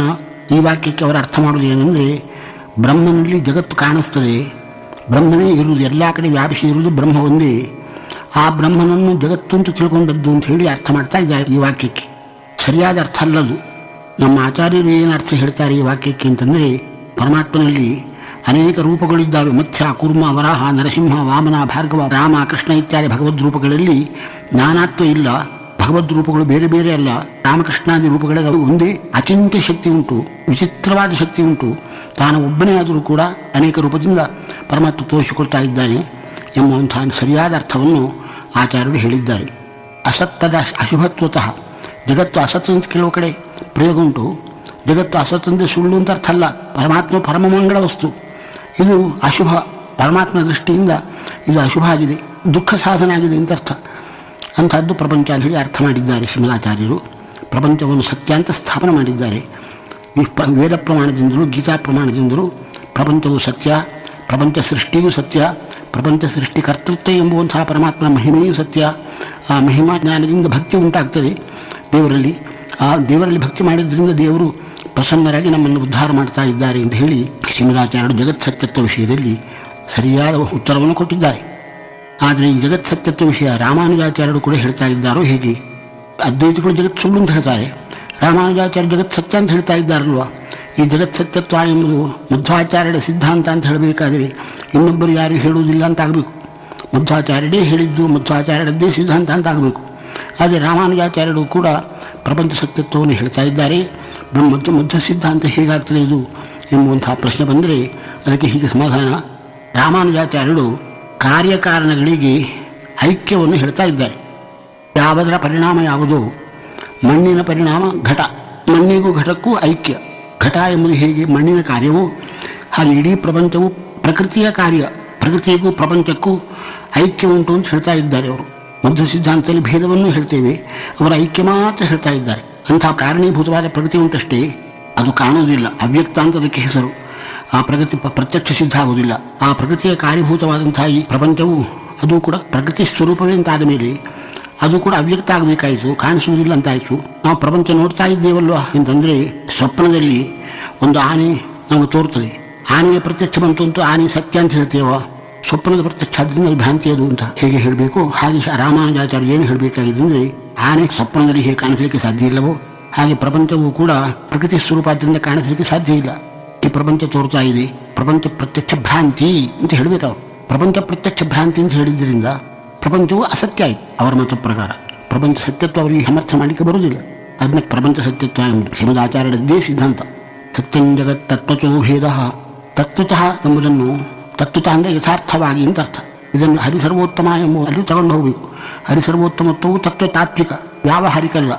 ಜೀವೋತ್ತಮತ್ವವು ಕೂಡ ತಾತ್ವಿಕವೇ, ಪ್ರಪಂಚ ಸತ್ಯತ್ವವು ಕೂಡ ತಾತ್ವಿಕವೇ ಅಂತ ತತ್ವತಃ ಎಂಬುದನ್ನು ಎಲ್ಲ ಕಡೆ ಸೇರಿಸಿ ಇತಮತಸ್ಥರು ಅದೆಲ್ಲ ವ್ಯಾವಹಾರಿಕ ಸತ್ಯ, ಪಾರಮಾರ್ಥಿಕ ಸತ್ಯ ಅಲ್ಲ ಅಂತ ಹೇಳಿದ್ದನ್ನು ಖಂಡಿಸಲಿಕ್ಕೆ ನಮ್ಮ ಮಧ್ವ ಸಿದ್ಧಾಂತದಲ್ಲಿ ಹಾಗೆ ವ್ಯಾವಹಾರಿಕ ಸತ್ಯ ಅಂತ ಹೇಳುವುದಿಲ್ಲ, ಪಾರಮಾರ್ಥಿಕ ಸತ್ಯ ಅಂತ ಹೇಳ್ತೇವೆ ಅಂತ ತಿಳಿಸಲಿಕ್ಕೆ ತತ್ವತಃ ಎಂಬ ಶಬ್ದವನ್ನು ಹಾಕಿದ್ದಾರೆ. ತತ್ವತಃ ಅಂದರೆ ಯಥಾರ್ಥವಾಗಿ ಪ್ರಪಂಚವು ಸತ್ಯ, ಯಥಾರ್ಥವಾಗಿ ಜೀವೋತ್ತಮತ್ವ ಸತ್ಯ, ಯಥಾರ್ಥವಾಗಿ ಹರಿಸರ್ವೋತ್ತಮತ್ವ ಇದೆ ಎಂಬುವಂಥ ಅಭಿಪ್ರಾಯವನ್ನು ಇಟ್ಕೊಳ್ಬೇಕು. ಇದೊಂದು ವಿಷಯ, ಮುಖ್ಯ ವಿಷಯ. ದ್ವೈತ ಸಿದ್ಧಾಂತ ಅಂತಂದರೆ ಜೀವೇಶ್ವರರು ಭಿನ್ನರು ಅಂತ ಹೇಳತಕ್ಕಂಥ ಸಿದ್ಧಾಂತ. ಭಿನ್ನರು ಅಂದ್ರೇನು? ಪರಮಾತ್ಮ ಬೇರೆ, ಜೀವ ಬೇರೆ, ಜೀವ ಪರಮಾತ್ಮ ಒಂದು ಅಂತ ಹೇಳ್ತಕ್ಕಂಥ ಸಿದ್ಧಾಂತ ಸರಿಯಲ್ಲ. ನಾಟಕದಲ್ಲಿ ಸಾಮಾನ್ಯ ಮನುಷ್ಯ ರಾಜನ ವೇಷ ಹಾಕಿಕೊಂಡು ಬರ್ತಾನೆ, ಅವನು ರಾಜನಲ್ಲೂ ಇಲ್ಲ. ನಾಟಕದಲ್ಲಿ ರಾಜನ ವೇಷ ಹಾಕೊಂಡು ಬಂದಂಥವನು ಹೇಗೆ ಅವನು ಸುಳ್ಳು, ಹಾಗೆ ಜೀವನಿಗೆ ಅಜ್ಞಾನ ರೂಪ ಆವರಣ ಇದ್ದದ್ದರಿಂದ ಜೀವನಾಗಿದ್ದಾನೆ ಹೊರತಾಗಿ ಪರಮಾತ್ಮನಕ್ಕಿಂತ ಬೇರೆ ಜೀವ ಇಲ್ಲ. ಈ ಜೀವನು ಬ್ರಹ್ಮನೇ ಆಗಿಬಿಡ್ತಾನೆ. ಬ್ರಹ್ಮನಾಗುವುದೇ ಮೋಕ್ಷ ಅಂತಂದ್ರೆ ಜೀವ ಬ್ರಹ್ಮರು ಒಂದೇ ಎಂಬುವಂಥದ್ದು ಏನು ಅದ್ವೈತ ಮತ ಇದೆ, ಅದು ವೇದಕ್ಕೆ ಸಮ್ಮತವೋ ಹೇಗೆ ಅಂತ ಕೇಳಿ ನೋಡಿದರೆ ವೇದದಲ್ಲಿ ಜೀವೇಶ್ವರ ಭೇದವನ್ನೇ ಹೇಳ್ತಾ ಇದ್ದಾರೆ. ಜೀವಭೇದ ತಿಳ್ಕೊಂಬುದು ಮೋಕ್ಷ ಸಾಧನ ಅಂತಲೂ ಹೇಳ್ತಾ ಇದ್ದಾರೆ. ದುಷ್ಟಂ ಯದಾ ಪಶ್ಯತ್ಯನ್ಯಮೀಶಂ ಅಸ್ಯ ಮಹಿಮಾನಂ ಇತಿ ವೀತಶೋಕಃ. ಅಥರ್ವಣೋಪನಿಷತ್ತು ಇದು. ಸ್ವಾಮಿಯಾದ ಪರಮಾತ್ಮನನ್ನು ಎಲ್ಲರಕ್ಕಿಂತಲೂ ಬೇರೆಯಾಗಿದ್ದಾನೆ ಆ ಪರಮಾತ್ಮ ಎಂಬುದಾಗಿ ಯಾರು ತಿಳ್ಕೊಳ್ತಾರೋ ಅವರಿಗೆ ದೇವರ ಮಹಿಮೆ ಉಂಟು ಅಂತ ಗೊತ್ತಾಗ್ತದೆ. ನಮ್ಮಲ್ಲಿ ಏನು ಮಹಿಮೆ ಇಲ್ಲ, ಅವರ ಮಹಾಮಹಿಮೆ ಉಳ್ಳವನು ಅಂತ ಗೊತ್ತಾಗ್ತದೆ. ಆ ಜ್ಞಾನದಿಂದ ಸಂಸಾರದಲ್ಲಿ ಏನು ದುಃಖ ಇದೆ ಆ ದುಃಖ ಪರಿಹಾರ ಆಗ್ತದೆ. ಅಂಥ ದುಃಖವೇ ಬರುವುದಿಲ್ಲ, ಸಂಸಾರದಲ್ಲಿ ಇದ್ದಂಥ ದುಃಖವೇ ಬರುವುದಿಲ್ಲ. ಅಂದರೆ ಮೋಕ್ಷ ಆಗ್ತದೆ ಅಂತ ಅರ್ಥ. ಪರಮಾತ್ಮನು ನಮ್ಮಕ್ಕಿಂತ ಎಲ್ಲರಕ್ಕಿಂತಲೂ ಅವನು ಬೇರೆ ಸ್ವಾಮಿಯಾಗಿದ್ದಾನೆ ಎಂಬುವಂಥದ್ದನ್ನು ತಿಳ್ಕೊಂಡ್ರೆ ಮೋಕ್ಷ ಆಗ್ತದೆ ಅಂತ ಹೇಳಿದರೆ ಮೋಕ್ಷಕ್ಕೆ ಕಾರಣೀಭೂತವಾದ ಜ್ಞಾನ ಇದು, ಯಥಾರ್ಥ ಜ್ಞಾನ ಇದು. ಭೇದ ಜ್ಞಾನ ಯಥಾರ್ಥ ಜ್ಞಾನ, ಭೇದ ಸತ್ಯ ಅಂತ ಗೊತ್ತಾಯಿತು. ಇನ್ನೊಂದು ಶ್ಲೋಕ ಅಥರ್ವಣೋಪನಿಷತ್ತಿನಲ್ಲಿ ಉಂಟು. ದ್ವಾಸು ಪರ್ಣಾಸ ಯುಜಾಸ ಖಾಯ ಸಮಾನಂ ವೃಕ್ಷಂ ಪರಿಷಸ್ವ ಜಾತಿ ತಯೋರನ್ಯ ಪಿಪ್ಪಲಂ ಸ್ವಾದ್ವತ್ಯನ ಅನಶ್ನನ್ಯು ಅಭಿಚಾಕಶೀತಿ ಎಂಬುವಂತಹ ಶ್ರುತಿಯು ಕೂಡ ಎರಡು ಪಕ್ಷಿಗಳು ಒಂದು ಮರದಲ್ಲಿ ಇರ್ತಾವೆ. ಒಂದು ಪಕ್ಷಿ ಹಣ್ಣನ್ನು ತಿಂತದೆ, ಇನ್ನೊಂದು ಪಕ್ಷಿ ಏನು ಹಣ್ಣು ಗಿಣ್ಣು ಏನು ತಿನ್ನುವುದಿಲ್ಲ. ಹಾಗಿದ್ದ ಪಕ್ಷಕ್ಕೆ ಹೇಗೋ ಅದೇ ರೀತಿ ಈ ಶರೀರ ಎಂಬುದು ಒಂದು ವೃಕ್ಷ, ಮರ. ಈ ಶರೀರದಲ್ಲಿ ಎರಡು ಪಕ್ಷಿಗಳಿದ್ದಾವೆ, ಒಂದು ಜೀವಾಖ್ಯ ಪಕ್ಷಿ, ಒಂದು ಪರಮಾತ್ಮಾಖ್ಯ ಪಕ್ಷಿ. ಪರಮಾತ್ಮಾಖ್ಯ ಪಕ್ಷಿ ಏನನ್ನು ತಿನ್ನುವುದಿಲ್ಲ. ಆ ಜೀವ ಎಂಬುವಂತಹ ಪಕ್ಷಿ ಆ ಮರದ ಹಣ್ಣನ್ನು ತಿಂದುಕೊಂಡು ಬದುಕ್ತಾ ಇದೆ. ಜೀವ ಬೇರೆ, ಪರಮಾತ್ಮ ಬೇರೆ ಎಂಬುದಾಗಿ ಈ ಶ್ರುತಿಯು ಸ್ಪಷ್ಟವಾಗಿ ಭೇದವನ್ನು ಹೇಳ್ತಾ ಇದೆ. ಆದರೆ ಸಾತ್ಮ ತತ್ವಮಸಿ ಎಂಬುವಂತಹ ಒಂದು ಶ್ರುತಿ ಉಂಟು, ಛಾಂದೋಗ್ಯ ಉಪನಿಷತ್ತಿನಲ್ಲಿ ಉಂಟು ಈ ವಾಕ್ಯ. ಇದು ಜೀವಬ್ರಹ್ಮ ಐಕ್ಯವನ್ನು ಹೇಳ್ತದಲ್ವಾ ಅಂತ ಪ್ರಶ್ನೆ. ಸಾತ್ಮ ತತ್ವಮಸಿ ಅಂದ್ರೇನು? ತ್ವಂ ನೀನು, ತತ್ ಅಸಿ ಆ ಬ್ರಹ್ಮನೇ ಆಗಿದ್ದಿ. ಕೆಲವು ಶ್ವೇತಕೇತುವೆ ತಂದೆಯಾದಂತಹ ಉದ್ಧಾರಕರು ಮಗನಿಗೆ ಹೇಳ್ತಕ್ಕಂಥ ಮಾತು. ಕೆಲವು ಶ್ವೇತಕೇತುವೆ ಪುತ್ರನೇ, ಪರಮಾತ್ಮನು ಸರ್ವಜ್ಞ, ಅಂತಹ ಪರಮಾತ್ಮನೇ ನೀನು. ತತ್ ತ್ವಂ ಅಸಿ ಅಂತ ಹೇಳ್ತಕ್ಕಂಥ ಒಂದು ವಾಕ್ಯ ಉಂಟು. ತಂದೆ ಮಗನಿಗೆ ಹೇಳಿದಂತಹ ಮಾತಿದು, ಉಪನಿಷತ್ತಿನಲ್ಲಿದ್ದಂತಹ ಮಾತಿದು. ಇದಕ್ಕೇನು ಗತಿ ಅಂತ ಶಂಕೆ ಬಂದರೆ ಅತ್ತಮಸಿ ಎಂಬುದಕ್ಕೆ ಎಲ್ಲೋ ಶ್ವೇತಕೇತುವೆ ತ್ವಂ ನೀನು, ತತ್ ಅಸಿ ಆ ಪರಮಾತ್ಮ ಅಧೀನನಾಗಿದ್ದಿ ಅಂತ ಅರ್ಥ. ತತ್ ಎಂಬುದಕ್ಕೆ ಪರಮಾತ್ಮನೇ ಆಗಿದ್ದಿ ಅಂತ ಅರ್ಥ ಅಲ್ಲ, ಪರಮಾತ್ಮನ ಅಧೀನನಾಗಿದ್ದಿ ಅಂತ ಅರ್ಥ ಮಾಡಬೇಕು. ಅದು ಏಕೆ ಅರ್ಥ ಮಾಡಬೇಕು ಅಂದರೆ ಈ ವಾಕ್ಯದ ಸಮೀಪದಲ್ಲಿ ಸನ್ಮೂಲ ಸೌಮ್ಯಮ ಸರ್ವ ಪ್ರಜಾ ಸದಾಯತನಾ ಸತ್ಪ್ರತಿಷ್ಠಾ ಎಂಬುವಂತಹ ಒಂದು ವಾಕ್ಯ ಹಿಂದೆ ಉಂಟು. ಏನಂದ್ರೆ ಇದಕ್ಕೆ ಅರ್ಥ ಸತ್ ಅಂದರೆ ಬ್ರಹ್ಮ. ಈ ಜೀವರಾಶಿಗಳಿಗೆಲ್ಲ ಕಾರಣೀಭೂತನು ಪರಮಾತ್ಮ, ಅವನೇ ಆಶ್ರಯ, ಅವನೇ ಮೋಕ್ಷವನ್ನು ಕೊಡತಕ್ಕಂಥವನು, ಉದ್ಧಾರ ಮಾಡತಕ್ಕಂಥವನು ಅಂಥೇಳಿ ಜೀವೇಶ್ವರರು ಬೇರೆ ಬೇರೆ ಅಂಥೇಳಿ ತತ್ವಮಸಿ ವಾಕ್ಯದ ಹಿಂಬದಿಯಲ್ಲಿ ವಾಕ್ಯ ಉಂಟು. ಇನ್ನೊಂದು ವಾಕ್ಯ ಉಂಟು, ಅಥ ಸಂಪತ್ಯತೆ ಅಂತ ಉಂಟು. ನೀನು ಒಳ್ಳೆಯ ಜ್ಞಾನವನ್ನು ಸಂಪಾದಿಸಿದರೆ ಮೋಕ್ಷ ಆಗ್ತದೆ ಅಂಥೇಳಿ. ಸಂಪತ್ಯತೆ ಅಂತಂದರೆ ಪರಮಾತ್ಮ ಹತ್ರ ಹೋಗುವುದು, ಅಷ್ಟೇ, ಐಕ್ಯ ಆಗುವುದಲ್ಲ ಅಂತ ಹೇಳತಕ್ಕಂಥ ವಾಕ್ಯ ಇದ್ದದ್ದರಿಂದ ಪೂರ್ವೋತ್ತರದಲ್ಲಿ ಜೀವೇಶ್ವರ ಭೇದವನ್ನು ಹೇಳತಕ್ಕಂಥ ವಾಕ್ಯ ಉಂಟು. ಮಧ್ಯದಲ್ಲಿರತಕ್ಕಂತಹ ತತ್ವಮಸಿ ವಾಕ್ಯ ಪೂರ್ವೋತ್ತರ ವಿರುದ್ಧ ಆಗಬಾರದು. ಇದಕ್ಕೇನು ಅರ್ಥ ಮಾಡಬೇಕು ಅಂದರೆ ಆ ಪರಮಾತ್ಮನ ಅಧೀನನ್ನೇನು ಅಂತ ಅರ್ಥ ಮಾಡಬೇಕು. ಇದು ಶಂಕರಾಚಾರ್ಯರು ಕೂಡ ಒಪ್ಪಲೇಬೇಕಾದ ಅರ್ಥ. ಯಾಕೆಂದರೆ ಅವರು ಬ್ರಹ್ಮಸೂತ್ರ ಭಾಷ್ಯದಲ್ಲಿ ತೈಂದ್ರಿಯಾಣಿ ತದ್ಯುಪದೇಶಾದನ್ಯತ್ರ ಶ್ರೇಷ್ಠಾತಿ ಎಂಬುವಂತಹ ಸೂತ್ರಕ್ಕೆ ಭಾಷ್ಯ ಮಾಡುವಾಗ ಅವರು ಏನು ಹೇಳಿದ್ದಾರೆ ಅಂತಂದರೆ, ಉಪನಿಷತ್ತಿನಲ್ಲಿ ಇಂದ್ರಿಯಗಳೆಲ್ಲ ನಾವೇ ಪ್ರಾಣರು, ಪ್ರಾಣ ಶಬ್ದವಾಚ್ಯರು ನಾವೇ, ಪ್ರಾಣಸ್ವರೂಪರು ನಾವೇ ಅಂತ ಹೇಳಿ ಈ 11 ಇಂದ್ರಿಯಗಳು ಏನು ಹೇಳ್ತಾವೆ, ನಾವು ಪ್ರಾಣಸ್ವರೂಪರು ಅಂತ ಹೇಳ್ತಕ್ಕಂಥ ಒಂದು ವಾಕ್ಯ ಉಂಟು ಉಪನಿಷತ್ತಿನಲ್ಲಿ. ಅದಕ್ಕೆ ಅರ್ಥ ಮಾಡ್ತಾರೆ ಅವರು, ಮುಖ್ಯ ಪ್ರಾಣನೇ ನಾವಂದ್ರೇನು, ತದಾಯುಕ್ತತೆಯ ಭಕ್ತಂ ನೇಯಂ, ಮುಖ್ಯ ಪ್ರಾಣನ ಅಧೀನರು, ಇಂದ್ರಿಯಗಳು ಮುಖ್ಯ ಪ್ರಾಣನ ಅಧೀನರು ಅಂತ ಅರ್ಥ ಮಾಡಬೇಕು ಅಂತ ಹೇಳಿ ಶಂಕರಾಚಾರ್ಯ ಒಪ್ಪಿದ್ದಾರೆ. ಕಾರಣ ಏನು ಹೇಳ್ತಾರೆ, ಪ್ರಾಣಗಳೇ ನಾವು ಅಂತ ಹೇಳ್ತಕ್ಕಂಥ ವಾಕ್ಯದ ಹಿಂದೆ ಮುಂದೆ ಪ್ರಾಣಗಳಿಗೂ ಇಂದ್ರಿಯಗಳಿಗೂ ಭೇದವನ್ನು ಹೇಳ್ತಕ್ಕಂಥ ವಾಕ್ಯ ಉಂಟು. ಪ್ರಾಣ ಬೇರೆ, ಇಂದ್ರಿಯಗಳು ಬೇರೆ ಅಂತ ಹೇಳ್ತಕ್ಕಂಥ ವಾಕ್ಯಗಳು ಪೂರ್ವದಲ್ಲಿ ಉಂಟು, ಉತ್ತರದಲ್ಲಿ ಉಂಟು. ಮಧ್ಯದಲ್ಲಿ ಪ್ರಾಣಗಳು ಇಂದ್ರಿಯಗಳು ಒಂದು ಅಂತ ಹೇಳಿಬಿಟ್ರೆ ಅದು ಪೂರ್ವೋತ್ತರ ವಿರುದ್ಧ ಆಗ್ತದೆ. ಅದಕ್ಕೋಸ್ಕರ ಪ್ರಾಣೈಕ್ಯವನ್ನು ಹೇಳ್ತಕ್ಕಂಥ ವಾಕ್ಯಕ್ಕೆ ಪ್ರಾಣ ಅಧೀನತ್ವ ಅಂತ ಅರ್ಥ. ಅಲ್ಲಿ ಹೇಗೆ ಪ್ರಾಣ ಅಧೀನತ್ವ ಅಂತ ಅರ್ಥವೋ ಹಾಗೆ ತತ್ವಮಸಿ ಎಂಬುವಂತಹ ಶ್ರುತಿಯಲ್ಲಿ ಕೂಡ ಪೂರ್ವೋತ್ತರ ವಾಕ್ಯದಲ್ಲಿ ಜೀವೇಶ್ವರರಿಗೆ ಭೇದವನ್ನು ಹೇಳಿದ್ದರಿಂದ ತತ್ವಮಸಿ ಅಂದರೆ ತದಧೀನತ್ವಮಸಿ, ಆ ಪರಮಾತ್ಮ ಅಧೀನ ನೀನಾಗಿದ್ದಿ ಎಂಬುವಂಥ ಅರ್ಥವನ್ನು ಮಾಡತಕ್ಕದ್ದೇ ಯೋಗ್ಯ. ಆದ್ದರಿಂದ ಇದು ಐಕ್ಯವನ್ನು ಹೇಳ್ತಕ್ಕಂತಹ ವಾಕ್ಯ ಅಂತ ಭ್ರಮಿಸಬಾರದು. ಇನ್ನೊಂದು ಮಾಂಡೂಕ್ಯ ಉಪನಿಷತ್ತಿನಲ್ಲಿ ಮಾಯಾ ಮಾತ್ರಮಿದಂ ದ್ವೈತಂ ಅದ್ವೈತಂ ಪರಮಾರ್ಥತಃ ಅಂತ ಒಂದು ವಾಕ್ಯ ಉಂಟು. ಈ ಯಥಾಶ್ರುತ ಕೇಳುವಾಗ ದ್ವೈತ ಮಿಥ್ಯ, ಅದ್ವೈತ ಪಾರಮಾರ್ಥಿಕ ಎಂಬುವಂಥ ಅರ್ಥವನ್ನು ತಿಳಿಸಿಕೊಡ್ತಾ ಇದೆ. ಯಥಾಶ್ರುತದಲ್ಲಿ ವಿಚಾರ ಮಾಡದಿದ್ದಾಗ ಈ ಅರ್ಥವು ತೋರ್ತದೆ. ಇದರಲ್ಲಿ ನಿಜವಾದ ಅರ್ಥವನ್ನು ತಿಳ್ಕೊಂಡರೆ ಮನಸ್ಸಿಗೆ ಸಮಾಧಾನ ಆಗ್ತಾ ಇದೆ. ಇದಂ ದ್ವೈತ ಅಂತಂದರೆ ಹಿಂದೆ ಹೇಳಿದ ದ್ವೈತ ಯಾವುದರಲ್ಲಿ ಹಿಂದೀಶ್ವರಿಗೆ ಹೇಳತಕ್ಕಂತಹ ದ್ವೈತ ಅಂತಂದರೆ ವಿಶ್ವ ತೈಜಸ ಪ್ರಾಜ್ಞ ತುರ್ಯ ಎಂಬುವಂತಹ ಭಗವದ್ ರೂಪಗಳ ವಿಷಯ ಹಿಂದೆ ಬಂದಿದೆ. ವಿಶ್ವರೂಪಿ ಪರಮಾತ್ಮ ಬೆಳಕಣ್ಣಿನಲ್ಲಿದ್ದಾನೆ, ತೈಜಸರೂಪಿ ಪರಮಾತ್ಮ ಕಂಠದಲ್ಲಿದ್ದಾನೆ, ಪ್ರಾಜ್ಞರೂಪಿ ಪರಮಾತ್ಮ ಹೃದಯದಲ್ಲಿದ್ದಾನೆ, ತುರ್ಯ ಎಂಬುವಂತಹ ಭಗವದ್ ರೂಪ ಮೋಕ್ಷದಲ್ಲಿರತಕ್ಕಂತಹ ರೂಪ ಇದು ಎಂಬುದಾಗಿ ಭಗವದ್ ರೂಪಗಳನ್ನು ಹೇಳುವಾಗ ರೂಪಗಳಿಗೆ ಭೇದ ಬರುವಾಗ ಅರ್ಥ ಮಾಡಿಬಿಟ್ಟಿದ್ದಾರೆ. ಕಾರ್ಯಕಾರಣ ಬದ್ಧೌತೌ ಇಷ್ಯೇತೆ ವಿಶ್ವ ತೇಜಸೌ ಪ್ರಾಜ್ಞಃಕಾರಣ ಬದ್ಧಸ್ತು ನೌತು ತುರ್ಯೇನ ಸಿದ್ಧತಃ ಎಂಬಲ್ಲಿ ವಿಶ್ವತೈಜಸ ಪ್ರಾಜ್ಞ ಎಂಬುವಂತಹ ಭಗವದ್ ರೂಪಗಳಿಗೆ ವಿರುದ್ಧ ಧರ್ಮವನ್ನು ಹೇಳಿದ್ದಾರೆ. ಕಾರ್ಯಬದ್ಧತ್ವ, ಕಾರಣಬದ್ಧತ್ವ, ಕಾರ್ಯಕಾರಣಬದ್ಧತ್ವ ಎಂಬುವಂತಹ ವಿರುದ್ಧ ಧರ್ಮವನ್ನು ಹೇಳಿ ಭೇದವನ್ನು ಏನು ಹೇಳಿದ್ದಾರೆ ಅದರ ಅಭಿಪ್ರಾಯ ಆ ದ್ವೈತವು ಸುಳ್ಳು ದ್ವೈತದು, ವಿರುದ್ಧ ಧರ್ಮ ಅಲ್ಲದು, ವಿರುದ್ಧ ಧರ್ಮದಂತೆ ತೋರುತ್ತದೆ. ಅದು ಪರಮಾತ್ಮ ಅಚಿಂತ್ಯ ಶಕ್ತಿಯಿಂದ ಒಂದು ರೂಪದಲ್ಲಿ ಒಂದು ಗುಣವನ್ನು ವ್ಯಕ್ತ ಮಾಡ್ತಾನೆ, ಇನ್ನೊಂದು ರೂಪದಲ್ಲಿ ಇನ್ನೊಂದು ಗುಣವನ್ನು ವ್ಯಕ್ತ ಮಾಡ್ತಾನೆ. ಮಾಯಾ ಮಾತ್ರ ಮಿದಂ ದ್ವೈತಂ ಅದ್ವೈತಂ ಪರಮಾರ್ಥತಃ. ಭಗವದ್ ರೂಪಗಳಿಗೆ ಅದ್ವೈತ ಐಕ್ಯ ಉಂಟಷ್ಟೇ, ಅದೇ ಪಾರಮಾರ್ಥಿಕ ಎಂಬುದಾಗಿ ಅರ್ಥ ಮಾಡಿದರೆ ಸರಿ ಹೋಗ್ತದೆ. ಅದ್ವೈತ ವಾಕ್ಯಗಳು ಯಾವುದು ಒಂದೇ ಒಂದು ವಾಕ್ಯ ಸರಿಯಾದ ಅದ್ವೈತ ವಾಕ್ಯ ಇಲ್ಲವೇ ಇಲ್ಲ. ಎಲ್ಲ ಶ್ರುತಿಯನ್ನು ವಿಚಾರ ಮಾಡುವಾಗ ಜೀವೇಶ್ವರರಿಗೆ ಭೇದವನ್ನು ಹೇಳತಕ್ಕಂಥ ತುಂಬ ವಾಕ್ಯಗಳಿದ್ದಾವೆ. ಜೀವೇಶ್ವರ ಭೇದವೇ ತತ್ವತಃ, ಇದು ವ್ಯಾವಹಾರಿಕಲ್ಲ, ಇದು ಪಾರಮಾರ್ಥಿಕ. ರಾಮಾನುಜಾಚಾರ್ಯರು ಜೀವೇಶ್ವರರಿಗೆ ಭೇದವನ್ನು ಹೇಳ್ತಾ ಇದ್ದಾರಲ್ಲೋ ಎಂಬುವಂತಹ ಶಂಕೆ ಬರ್ತದೆ. ಆದರೆ ಭೇದವನ್ನು ಹೇಳಿದರೂ ಕೂಡ ಅವರು ಸಾಮ್ಯವನ್ನು ಹೇಳ್ತಾ ಇದ್ದಾರೆ. ಪರಮಾತ್ಮನಿಗೂ ಜೀವಾತ್ಮನಿಗೂ ಸಾಮ್ಯವನ್ನು ಹೇಳ್ತಾ ಇದ್ದಾರೆ. ಏನು ಸಾಮ್ಯ ಅಂದರೆ ಆನಂದ ಸಾಮ್ಯ. ಮುಕ್ತರಿಗೆ ಎಷ್ಟು ಆನಂದ ಇದೆ ಅಷ್ಟೇ ಆನಂದ ಪರಮಾತ್ಮನಿಗೆ, ಪರಮಾತ್ಮನಿಗೆ ಎಷ್ಟು ಆನಂದ ಇದೆ ಅಷ್ಟೇ ಆನಂದ ಮುಕ್ತ ಜೀವರಿಗೆ ಎಂಬುವಂಥದ್ದು ಅವರ ಸಿದ್ಧಾಂತ, ರಾಮಾನುಜಾಚಾರ್ಯ ಸಿದ್ಧಾಂತ. ಆನಂದದಲ್ಲಿ ಸಾಮ್ಯ ಬಂತು ಅಂತಂದರೆ ಎಲ್ಲ ಗುಣಗಳಕ್ಕಿಂತಲೂ ಶ್ರೇಷ್ಠವಾದ ಗುಣ ಆನಂದ ಗುಣ. ಅಂಥ ಆನಂದ ಗುಣ ಪರಮಾತ್ಮನಿಗಿರ್ತಕ್ಕಂಥ ಆನಂದ ಗುಣ ಮುಕ್ತರಿಗೂ ಉಂಟು, ಮುಕ್ತನಿಗಿರ್ತಕ್ಕಂಥ ಪರಮಾತ್ಮನಿಗೂ ಉಂಟು ಅಂತ ಹೇಳಿದರೆ ಜೀವೇಶ್ವರರಿಗೆ ಸಂಪೂರ್ಣ ಸಾಮ್ಯ ಹೇಳಿದಾಗಾಯಿತು. ಭೇದ ಹೇಳಬೇಕಾದರೆ ಪರಮಾತ್ಮನ ಮಹಾಮಹಿಮೆ ಇದೆ, ಜೀವನಲ್ಲಿ ಮಹಾಮಹಿಮೆ ಇಲ್ಲ ಅಂತ ಹೇಳಬೇಕು. ಆ ರೀತಿ ಅವರು ಹೇಳುವುದಿಲ್ಲ. ಆನಂದ ಎಂಬುವಂತಹ ಮಹಾಶ್ರೇಷ್ಠವಾದ ಗುಣ ಇಬ್ಬರಿಗೂ ಸಮಾನ ಅಂತ ಹೇಳ್ತಾ ಇದ್ದಾರೆ. ಅವರು ಸರಿಯಾದ ಭೇದವನ್ನು ರಾಮಾನುಜಾಚಾರ್ಯರು ಕೂಡ ಹೇಳುವುದಿಲ್ಲ.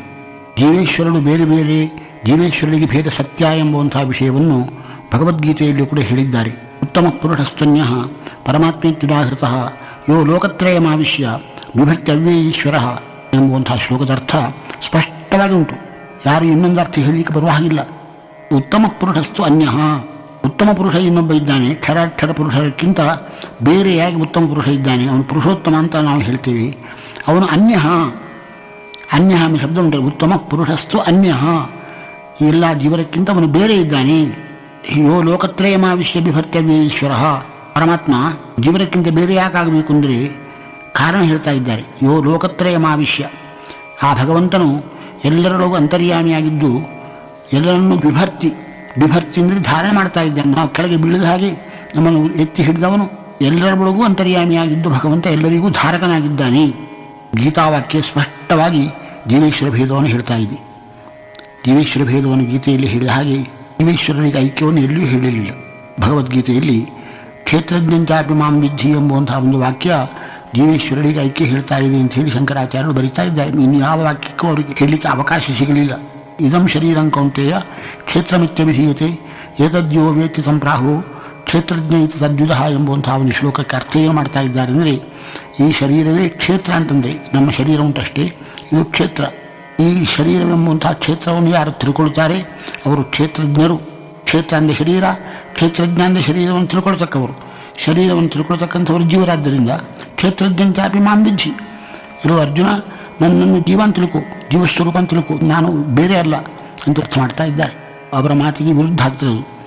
ಯಾಕೆಂದರೆ ಪುರುಷೋತ್ತಮ ಪರಮಾತ್ಮ ಅಂತ ಹೇಳ್ತಕ್ಕಂಥದ್ದು ಉಂಟಲ್ವ, ಅದು ಸಮಸ್ತ ಶಾಸ್ತ್ರ ಸಾರ, ಸಮಸ್ತ ಗೀತೆಯ ಸಾರ ಅಂತ ಹೇಳಿ ಪುರುಷೋತ್ತಮನು ಬೇರೆ ಎಂಬುವಂಥದ್ದು ಹೇಳಿದ್ದು ಉಂಟಲ್ವ, ಸಕಲ ಶಾಸ್ತ್ರ ಸಾರ ಅಂತ ಹೇಳಿದ ಮೇಲೆ ಐಕ್ಯವನ್ನು ಹೇಳಿದರೆ ಆವಾಗ ಗೀತೆಗೆ ಪರಸ್ಪರ ವಿರೋಧ ಬಂತು.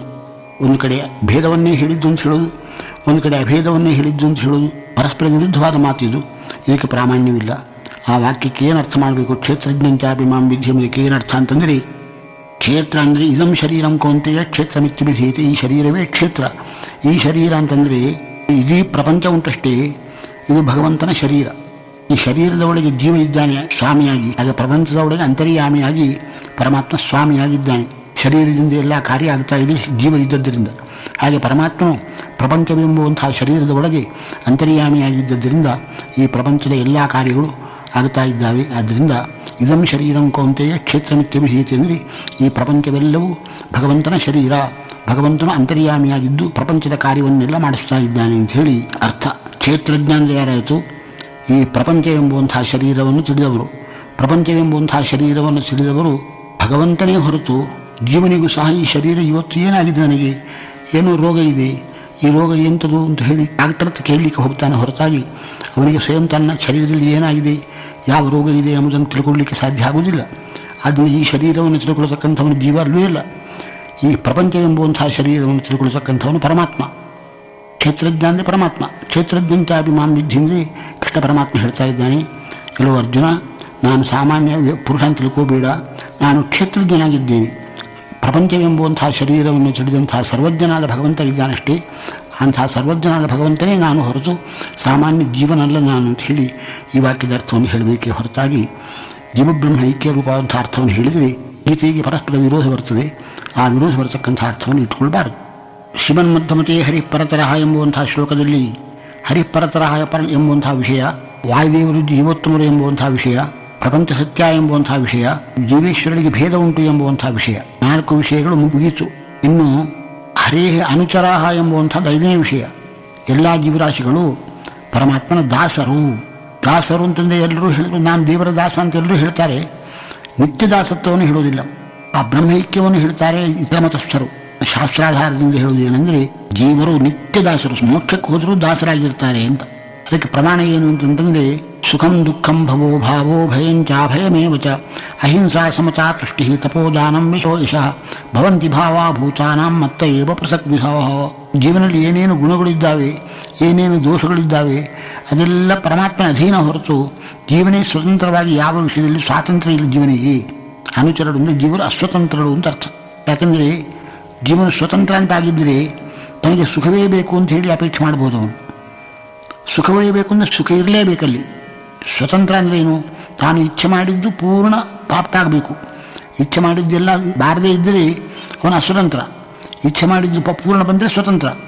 ಜೀವನಿಗೆ ಸ್ವಾತಂತ್ರ್ಯ ಉಂಟು ಅಸ್ವಾತಂತ್ರ್ಯ ಉಂಟು, ನಮ್ಮ ಅನುಭವ ಹೇಗೆ ಉಂಟು ಅಂತಂದರೆ ಜೀವನು ಸ್ವತಂತ್ರನಲ್ಲ, ಪರಮಾತ್ಮನೇ ಸ್ವತಂತ್ರ ಎಂಬುವಂತಹ ವಿಷಯ ಅನುಭವದಲ್ಲಿ ಉಂಟು. ಇಂತಹ ಅಸ್ವಾತಂತ್ರ್ಯ ಏನಿದೆ, ಒಂದು ದೃಷ್ಟಾಂತ ಕೊಟ್ಟು ಹೇಳುವುದಾದರೆ, ಸಣ್ಣ ಮಗು ತಾಯಿಯ ಅಧೀನ, ಮಗುವಿನ ಕೈಯನ್ನು ತಾನು ಹಿಡ್ಕೊಳ್ತಾಳೆ, ಇವಳು ನಡ್ಕೊಂಡು ಬರ್ತಾಳೆ, ಮಗು ಸ್ವಲ್ಪ ನಡೀತಾ ಬರ್ತಾ ಇದೆ, ತಾಯಿ ಬಿಟ್ಟುಬಿಟ್ರೆ ನಡಲಿಕ್ಕೆ ಬರುವುದಿಲ್ಲ. ಆ ರೀತಿ ಜೀವಾತ್ಮರೆಲ್ಲರೂ ಕೂಡ ಅನುಚರರು. ತಾಯಿ ಅಂತಿರತಕ್ಕಂಥವಳು ಪರಮಾತ್ಮ, ಜೀವರೆಲ್ಲರೂ ಮಗು ಇದ್ದ ಹಾಗೆ ಎಂಬುವಂಥ ಅರ್ಥ ಆಗ್ತಾ ಇದೆ. ಆದರೆ ಮೋಕ್ಷದಲ್ಲಿ ಯಾರು ಕೈ ಹಿಡಿದರೇನೆ ಮುಕ್ತರು ನಡೀತಾರೆ ಎಂಬುವಂತಹ ಇಷ್ಟು ದಾಸ್ಯ ಅಲ್ಲಿಲ್ಲ. ಸ್ವಾಭಾವಿಕವಾಗಿರತಕ್ಕಂತಹ ಗುಣ ಜೀವನದ್ದು ಯಾವುದೋ ಆ ಸ್ವಾಭಾವಿಕ ಗುಣ ವ್ಯಕ್ತವಾಗ್ತದೆ. ಸ್ವಾಭಾವಿಕ ಗುಣದಲ್ಲಿ ಸ್ವಯಂ ಶಕ್ತಿ ಉಂಟವನಿಗೆ ಸ್ವಾಭಾವಿಕವಾಗಿದ್ದು ಪರಮಾತ್ಮ ಅಧೀನ ಮಾತ್ರ ಅಷ್ಟು. ದ್ರವ್ಯಂಕರ್ಮತ ಕಾಲಶ್ಚ ಸ್ವಭಾವೋ ಜೀವ ಏವಚ ಯದನುಗ್ರಹತ ಸಂತೀನ ಸಂತಿ ನಿರೀಕ್ಷೆ. ಅನಾದಿನಿತ್ಯವಾದ ಜೀವರ ಸ್ವಭಾವ ಉಂಟಷ್ಟೇ, ಅದು ಪರಮಾತ್ಮನ ಅಧೀನ. ಅನುಚರತ್ವ ಅಂದರೆ ಅಷ್ಟೇ ಇಟ್ಕೋಬೇಕಲ್ಲಿ. ಅವನು ಏನೇನು ಇಚ್ಛಿಸುತ್ತಾರೆ ಆ ಇಚ್ಛಿಸಿದ್ದನ್ನು ಪ್ರಾಪ್ತವಾಗಲಿ ಅಂತೇಳಿ ಪರಮಾತ್ಮನು ಕೂಡ ಸಂಕಲ್ಪ ಮಾಡ್ತಾ ಇದ್ದಾನೆ. ಪರಮಾತ್ಮ ಸಂಕಲ್ಪಾನುಸಾರ ಸಂಕಲ್ಪ ಅವರಿಗಿದ್ದರಿಂದ ಆ ದಾಸ್ಯವು ದುಃಖಪ್ರದಲ್ಲ. ಸುಖದಿಂದಲೇ ಇಚ್ಛೆ ಮಾಡೋದು, ಅದು ಬೇಕು ಇದು ಬೇಕು ಅಂತ ಹೇಳುವ ಅಗತ್ಯವೇ ಇಲ್ಲ. ಆದರೂ ಕೂಡ ಯಾವಾಗಲೂ ನನ್ನ ಮೇಲೆ ಅನುಗ್ರಹ ಇರಬೇಕು, ಪರಮಾತ್ಮ ಹತ್ತಿರವೇ ನಾನು ಇರಬೇಕು ಎಂಬುವಂಥ ಇಚ್ಛೆ ಉಂಟು. ಆ ಇಚ್ಛೆಯು ಪ್ರಾಪ್ತವಾಗೋಣದ್ರಿಂದ ಅವರಿಗೆ ದುಃಖ ಎಂಬುದು ಇಲ್ಲವೇ ಇಲ್ಲ. ಶಾಸ್ತ್ರದಲ್ಲಿ ಹೇಳಿದಂತಹ ದಾಸ್ಯವನ್ನು ನಾವು ಅಂಗೀಕಾರ ಮಾಡಿದರೆ ಯಾವ ದೋಷವೂ ಇಲ್ಲ. ಮೋಕ್ಷ ಅಂದರೆ ಏನು? ಸಬ್ರಹ್ಮಯೋಗ ಯುಕ್ತಾತ್ಮ ಸುಖಮಕ್ಷೇಮ ಶ್ರುತೆ ಅಂತ ಭಗವದ್ಗೀತೆಯಲ್ಲಿ ಅಕ್ಷಯ ಸುಖ ಮೋಕ್ಷ. ಮೋಕ್ಷ ಅಂತಂದರೆ ನಿತ್ಯ ಸುಖಕ್ಕೆ ಮೋಕ್ಷ ಅಂತ ಹೆಸರು. ಒಬ್ಬೊಬ್ಬರು ವಾದಿಗಳು ಒಂದೊಂದು ರೀತಿ ಮೋಕ್ಷ ಸ್ವರೂಪವನ್ನು ಹೇಳ್ತಾ ಇದ್ದಾರೆ. ಕೆಲವು ವಾದಿಗಳು ಮೋಕ್ಷ ಅಂತಂದರೆ ಜೀವ ಬ್ರಹ್ಮನೇ ಆಗಿಬಿಡುದು. ತಾರ್ಕಿಕರು ಏನು ಹೇಳ್ತಾರೆ ಅಂದರೆ ಸುಖ ಇಲ್ಲೇ ಇಲ್ಲ ಮೋಕ್ಷದಲ್ಲಿ, ಕೇವಲ ದುಃಖ ಇಲ್ಲ ಅಷ್ಟೇ, ದುಃಖ ಇಲ್ಲದೇ ಇರದೆ ಮೋಕ್ಷ ಅಂತ ಹೇಳ್ತಾ ಇದ್ದಾರೆ. ರಾಮಾನುಜಾಚಾರ್ಯ ಮೋಕ್ಷ ಅಂದರೆ ಆನಂದದಲ್ಲಿ ಪರಮಾತ್ಮನ ಸಾಮ್ಯ ಬರುವುದೇ ಮೋಕ್ಷ ಅಂತ ಹೇಳ್ತಾ ಇದ್ದಾರೆ. ಬೌದ್ಧರು ಹೇಳ್ತಾ ಇದ್ದಾರೆ ಮೋಕ್ಷ ಅಂತಂದರೆ ಶೂನ್ಯ, ಜೀವನೇ ನಾಶವನ್ನು ಹೊಂದಿಬಿಡ್ತಾನೆ ಅಂತ ಹೇಳಿ ಬೌದ್ಧರು ಹೇಳ್ತಾ ಇದ್ದಾರೆ. ಅದು ಸರಿಯಲ್ಲ. ದುಃಖಾಭಾವವೇ ಮೋಕ್ಷ ಅಂತ ಹೇಳ್ತಕ್ಕಂಥವ್ರು ಅವರಿಗೆ ನಾವು ಏನು ಉತ್ತರ ಕೊಡಬೇಕು ಅಂತಂದರೆ, ದುಃಖಾಭಾವ ಮೋಕ್ಷ ಅಂತ ಹೇಳ್ತೀರಿ, ಸುಖವೇ ಇಲ್ಲ ಅಂತ ಹೇಳ್ತೀವಿ. ಸಂಸಾರದಲ್ಲಿ ಸುಖ ಇದೆ, ಎಷ್ಟೋ ಸಮಯ ದುಃಖಾಭಾವವೂ ಇರ್ತದೆ. ಸಂಸಾರವನ್ನು ಬಿಟ್ಟು ಮೋಕ್ಷಕ್ಕೆ ಹೋಗಬೇಕು ಅಂಥೇಳಿ ಯಾರೂ ಇಚ್ಛಿಸಲಿಕ್ಕಿಲ್ಲ. ಮೋಕ್ಷಕ್ಕೆ ಹೋದರೆ ಸಂಸಾರದಲ್ಲಿ ಎಷ್ಟು ನಾವು ಸುಖವಾಗಿದ್ದೇವೆ, ಈ ಸುಖ ಇಲ್ಲ ಅಂತ ಹೇಳ್ತೀರಿ ನೀವು, ಮೋಕ್ಷದಲ್ಲಿ ಸುಖವೇ ಇಲ್ಲ ಅಂತ ಹೇಳ್ತೀರಿ. ದುಃಖಾಭಾವ ಉಂಟಲ್ವ ಅಂದರೆ, ದುಃಖಾಭಾವ ಅಂದರೆ ಒಂದು ಕಲ್ಲಿಗೂ ದುಃಖಾಭಾವ ಇದೆ, ಕಲ್ಲಿಗೆ ಮೋಕ್ಷವ ಹಾಗಾದರೆ.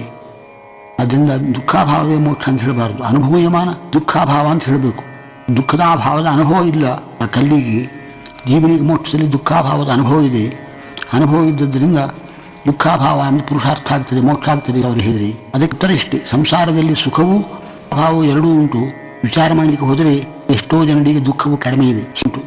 ನಾನಾಕುಂತ ಅಪೇಕ್ಷೆ ಮಾಡಬಹುದೇ ಹೊರತು ಮೋಕ್ಷಕ್ಕಿಲ್ಲ. ಸಂಸಾರವೇ ಆಗಬಹುದು ನನಗೆ, ಮೋಕ್ಷಕ್ಕೆ ನಾನು ಶಾಸ್ತ್ರ ಅಧ್ಯಯನ ಇಲ್ಲ. ಸಂಸಾರದಲ್ಲಿ ಈ ಸುಖವಾಗಿರ್ಲಿಕ್ಕೆ ಏನು ಬೇಕು ಅದನ್ನು ಮತ್ತೆ ಅಂತ ಹೇಳ್ಬೋದು. ಅದರಿಂದ ದುಃಖಾಭಾವವೇ ಮೋಕ್ಷ ಅಂತ ಹೇಳಬಾರದು, ಬ್ರಹ್ಮೈಕ್ಯವೂ ಮೋಕ್ಷ ಅಂತ ಹೇಳಬಾರದು. ಬ್ರಹ್ಮನಿಗೆ ಜ್ಞಾನವೇ ಇಲ್ಲ, ಸುಖವೇ ಇಲ್ಲ. ಬ್ರಹ್ಮನಿಗೆ ನಿರ್ಗುಣ ಬ್ರಹ್ಮ, ಸುಖ ಜ್ಞಾನ ಏನು ಇಳಿದಿರತಕ್ಕಂಥ ಬ್ರಹ್ಮನಿಗೆ ಜೀವ ಇದ್ದರೆ ಏನುಂಟು ಆ ಮೋಕ್ಷದಲ್ಲಿ ಏನುಂಟು? ಯಾವ ಸುಖವೂ ಇಲ್ಲ, ಯಾವ ಜ್ಞಾನವೂ ಇಲ್ಲ. ಅಂತಹ ನಿರ್ಗುಣ ಬ್ರಹ್ಮೈಕ್ಯ ಎಂಬುದು ಪುರುಷಾರ್ಥವೇ ಆಗುವುದಿಲ್ಲ. ಇನ್ನು ಜೀವನ ಇಲ್ಲದೆ ಹೋಗುವುದು ಅದು ಶೂನ್ಯಭಾವ, ಅದು ಮೋಕ್ಷ ಅಂತ ಬೌದ್ಧರು ಹೇಳ್ತಾ ಇದ್ದಾರೆ. ಅದು ಸರಿಯಲ್ಲ. ಜೀವನ ಇಲ್ಲದೆ ಹೋಗಬೇಕು ಅಂತ ಯಾರಿಗೂ ಅಪೇಕ್ಷೆ ಇಲ್ಲ. ನಾನು ಯಾವಾಗಲೂ ಇರಬೇಕು ಅಂತ ಹೇಳ್ತಾನೆ ಹೊರತಾಗಿ ಜೀವನಾಶವನ್ನು ಯಾರೂ ಒಪ್ಪುವುದಿಲ್ಲ, ಪುರುಷಾರ್ಥವೇ ಆಗುವುದಿಲ್ಲ. ರಾಮಾನುಜಾಚಾರ್ಯರು ಪರಮಸಾಮ್ಯವೇ ಮೋಕ್ಷ ಅಂತ ಹೇಳ್ತಾ ಇದ್ದಾರೆ, ಅದು ತಪ್ಪದು. ಪರಮಾತ್ಮನ ಸಾಮ್ಯ, ಆನಂದ ಸಾಮ್ಯ, ದೇವರಿಗಿರುವಷ್ಟೇ ಆನಂದ ಮುಕ್ತರಿಗೂ ಬರ್ತದೆ ಅಂತ ಹೇಳಿದರೆ ಎಷ್ಟು ತಪ್ಪಾಗ್ತದೆ ಅಂತ ಹೇಳಿದರೆ, ಸಾಧನಸ್ಯ ಉತ್ತಮತ್ವೇನ ಸಾಧ್ಯಂಚೋತ್ತಮ ಮಾಪ್ರಿಯು ಅಂತ ಲೋಕ ಯುಕ್ತಿ. ಬ್ರಹ್ಮಾದಿ ದೇವತೆಗಳು ಎಷ್ಟು ದೇವರ ಸೇವೆ ಮಾಡ್ತಾ ಇದ್ದಾರೆ, ಅಷ್ಟು ಸೇವೆಯಲ್ಲಿ ಸ್ವಲ್ಪ ಸೇವೆಯನ್ನು ನಾವು ಮಾಡ್ತಾ ಇಲ್ಲ ಅಂತ ಹೇಳ್ಬೋದು. ಹನುಮಂತ ದೇವರು ರಾಮದೇವರ ಸೇವೆ ಮಾಡಿದ್ದನ್ನು ನೋಡಬಹುದು, ಧ್ರುವನು ಸೇವೆ ಮಾಡಿದ್ದನ್ನು ನೋಡಬಹುದು. ಅಂತಹ ಭಕ್ತರು ಎಷ್ಟು ಭಕ್ತಿ ಮಾಡ್ತಾ ಇದ್ದಾರೆ, ಅಷ್ಟು ಭಕ್ತಿ ನಾವು ಎಷ್ಟು ಮಾತ್ರಕ್ಕೂ ಮಾಡೋದಿಲ್ಲ. ನಮಗೂ ಮೋಕ್ಷದಲ್ಲಿ ಆನಂದ ಎಷ್ಟೋ ಅಷ್ಟೇ ಆನಂದ ಪರಮಾತ್ಮನಿಗೆ, ಪರಮಾತ್ಮನಿಗೆ ಎಷ್ಟು ಆನಂದವೋ ಅಷ್ಟೇ ಆನಂದ ಮುಕ್ತರಿಗೆ ಉಂಟು ಅಂತ ಹೇಳಿದರೆ, ಈಗ ದೇವರ ಸೇವೆ ನಾವು ಎಷ್ಟು ಹೆಚ್ಚು ಮಾಡ್ತೇವೆ ಅಷ್ಟು ಆನಂದ ಹೆಚ್ಚಾಗಬೇಕು. ದೇವರ ಸೇವೆ ಕಮ್ಮಿ ಆದರೆ ಆನಂದವೂ ಕಮ್ಮಿ ಆಗಬೇಕು. ಹೀಗೆ ನಮ್ಮ ಆಚಾರ್ಯರ ಸಿದ್ಧಾಂತ. ತಾರತಮ್ಯ ಅಂತ ಹೇಳಿದ್ದಕ್ಕೆ ಹೆಸರು. ಮೋಕ್ಷದಲ್ಲಿಯೂ ತಾರತಮ್ಯ ಇದೆ. ಹನುಮಂತ ದೇವರು ಮಾಡಿದಂತಹ ಸೇವೆ ಅಂತ ಏನು ಸೇವೆ, ಅಂತಹ ಸೇವೆಯನ್ನು ನಾವು ಹಾಗೆ ಮಾಡಲಿಕ್ಕೆ ಸಾಧ್ಯ ಉಂಟು. ನಮಗೂ ಆನಂದ ಪರಮಾತ್ಮನಿಗೆ ಆನಂದ ಸಮಾನ. ಹನುಮಂತ ದೇವರಿಗೆ ಎಷ್ಟು ಆನಂದವೋ ಅಷ್ಟೇ ಆನಂದ ನಮಗೂ ಸಾಮ್ಯ. ಇದು ಸರಿಯೋ? ಆ ಸಾಮ್ಯ ಅನ್ನೋದು ದೋಷವೇ ಆಗ್ತದೆ. ಇನ್ನು ನಮ್ಮ ಉದ್ಧಾರಕ್ಕೆ ಪರಮಾತ್ಮನಲ್ಲಿ ಭಕ್ತಿ ಮಾಡುವುದು ಅತ್ಯವಶ್ಯಕ ಎಂಬುವಂಥದ್ದನ್ನು ಸಕಲರೂ ಅಂಗೀಕಾರ ಮಾಡ್ತಾರೆ. ಶಂಕರಾಚಾರ್ಯರು ಕೂಡ ಭಜ ಗೋವಿಂದಂ ಮೂಢಮತಿ ಎಂಬುದಾಗಿ ದೇವರಲ್ಲಿ ಭಕ್ತಿ ಎಂಬುವಂಥದ್ದು ಬೇಕು. ದೇವರಲ್ಲಿ ಭಕ್ತನಾದಂತಹ ಮನುಷ್ಯ ಕೆಟ್ಟ ಕೆಲಸ ಮಾಡುವುದಿಲ್ಲ, ಇನ್ನೊಬ್ಬರಿಗೆ ಅಪಕಾರ ಮಾಡೋದಿಲ್ಲ. ಜನರೆಲ್ಲರೂ ಒಳ್ಳೆಯ ರೀತಿಯಲ್ಲಿ ಇರಬೇಕಾದರೆ ದೇವರ ಭಕ್ತರಾಗಿರಬೇಕು. ಎಲ್ಲ ಜೀವರು ಸರಿಯಾದ ಜೀವರು ಅಂತಾಗಬೇಕಾದರೆ ದೇವರ ಭಕ್ತಿಯೇ ಸಾಧನ ಹೊರತು ಇನ್ನೊಂದು ಸಾಧನವಿಲ್ಲ ಅಂತ ಹೇಳಿ ಎಲ್ಲರಿಗೂ ಅಂಗೀಕಾರ ಉಂಟು. ಭಕ್ತ್ಯಾತ್ಯನನ್ಯ ಶಕ್ಯ ಅಹಮೇವಂ ವಿಸೋರ್ಜುನ ಜ್ಞಾತುಂ ದ್ರಷ್ಟುಂಚ ತತ್ವೇನ ಪ್ರವೇಷ್ಟುಂಚ ಪರಂತಪ ಅಂತ ಹೇಳಿ ಭಗವದ್ಗೀತೆಯಲ್ಲಿ ಭಕ್ತಿ ಹೊರತು ಪರಮಾತ್ಮನ ಪ್ರಸನ್ನನಾಗುವುದಿಲ್ಲ. ಭಕ್ತಿಯಿಂದಲೇ ಪ್ರಸನ್ನನಾಗ್ತಾನೆ. ಅವಶ್ಯವಾಗಿ ದೇವರಲ್ಲಿ ಭಕ್ತಿ ಮಾಡಬೇಕು ಅಂತ ಭಗವದ್ಗೀತೆಯಲ್ಲಿ ಉಂಟು. ಭಗವದ್ಗೀತೆಯಲ್ಲಿ ಭಕ್ತಿಯನ್ನು ಹೇಳಿದ್ದಾರೆ, ಭಾಗವತದಲ್ಲಿ ದ್ವೇಷವನ್ನು ಹೇಳಿದ್ದಾರೆ. ದ್ವೇಷ ಚೈದ್ಯಾದಿಯೋ ನೃಪ ಅಂತ ಹೇಳಿ ಶಿಶುಪಾಲ ಪ್ರಭೃತಿಗಳು ಭಗವದ್ವೇಷ ಮಾಡಿ ಮೋಕ್ಷಕ್ಕೆ ಹೋದರು ಅಂತ ವಾಕ್ಯ ಉಂಟು. ಭಕ್ತಿಯಿಂದಲೇ ಮೋಕ್ಷಕ್ಕೆ ಹೋಗ್ತಾ ಇದ್ದಾರೆ, ಭಕ್ತಿಯೇ ಉದ್ಧಾರಕ್ಕೆ ಸಾಧನ ಅಂತ ಹೇಳಿದರೆ ಭಗವಂತನ ದ್ವೇಷದಿಂದ ಮೋಕ್ಷ ಆಯಿತು ಶಿಶುಪಾಲನಿಗೆ ಅಂತ ಹೇಳ್ತಕ್ಕಂತಹ ಮಾತನ್ನು ಹೇಗೆ ಕೂಡಿಸುವುದು ಅಂತ ಒಂದು ಪ್ರಶ್ನೆ ಬರ್ತದೆ. ಇತರ ಆಚಾರ್ಯರು ಸುಲಭವಾಗಿ ಹೇಳಿಬಿಡ್ತಾರೆ, ದ್ವೇಷದಿಂದಲೂ ಮೋಕ್ಷ ಆಗ್ತದೆ ಅಂತ. ಹೇಳುವುದು ಭಕ್ತಿಯೇ ಬೇಕು ಭಕ್ತಿಯೇ ಬೇಕು ಅಂತ ಹೇಳುವುದು, ಅದಕ್ಕೆ ವಿರುದ್ಧವಾಗಿ ದ್ವೇಷ ಮಾಡಿದರೂ ಮೋಕ್ಷ ಆಗ್ತದೆ ಅಂತ ಹೇಳುವುದು. ಈ ಥರ ಪರಸ್ಪರ ವಿರುದ್ಧವಾದ ಮಾತನ್ನು ಇತರ ಮತಾಚಾರ್ಯರು ಹೇಳ್ತಾ ಇದ್ದಾರೆ. ಮಧ್ವಾಚಾರ್ಯರು ಮಾತ್ರ ಭಕ್ತಿಯೇ ಮೋಕ್ಷ ಸಾಧನ, ದ್ವೇಷವು ಮೋಕ್ಷ ಸಾಧನ ಅಲ್ಲ ಅಂತಲೇ ಹೇಳ್ತಾರೆ. ಹಾಗಾದರೆ ಈ ಶ್ಲೋಕಕ್ಕೆ ಏನರ್ಥ?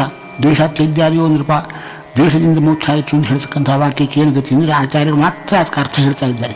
ಏನಂದರೆ ರುದ್ರಾದಿ ದೇವತೆಗಳು ಸಹ ದೈತ್ಯರ ಆವೇಶದಿಂದ ಒಮ್ಮೊಮ್ಮೆ ಪರಮಾತ್ಮ ವಿರೋಧ ಮಾಡ್ತಾ ಇದ್ದಾರೆ. ಪತಿವ್ರತ ಸ್ತ್ರೀಯು ಪಿಶಾಚಾವೇಶ ಆಯಿತು ಅಂತಂದರೆ ಪರಮಭಕ್ತಿ ಇದ್ರೂ ಕೂಡ ಏಕವಚನದಿಂದ ಬೈದು ಬಿಡ್ತಾ ಇತ್ತು. ಆವಾಗ ಗಂಡನು ಬೈದರೂ ಕೂಡ ಮನಸ್ಸಿಗೆ ಏನು ಬೇಸರ ಮಾಡಿಕೊಂಬುದಿಲ್ಲ.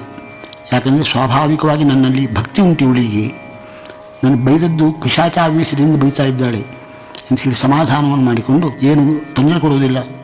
ಅದೇ ರೀತಿ ಶ್ರೀಕೃಷ್ಣ ಪರಮಾತ್ಮನು ಕೂಡ ಭಕ್ತಿಯನ್ನೇ ನೋಡ್ತಾನೆ ಹೊರತಾಗಿ ದ್ವೇಷ ಮಾಡಿದ್ದನ್ನು ಲೆಕ್ಕಿಸುವುದೇ ಇಲ್ಲ.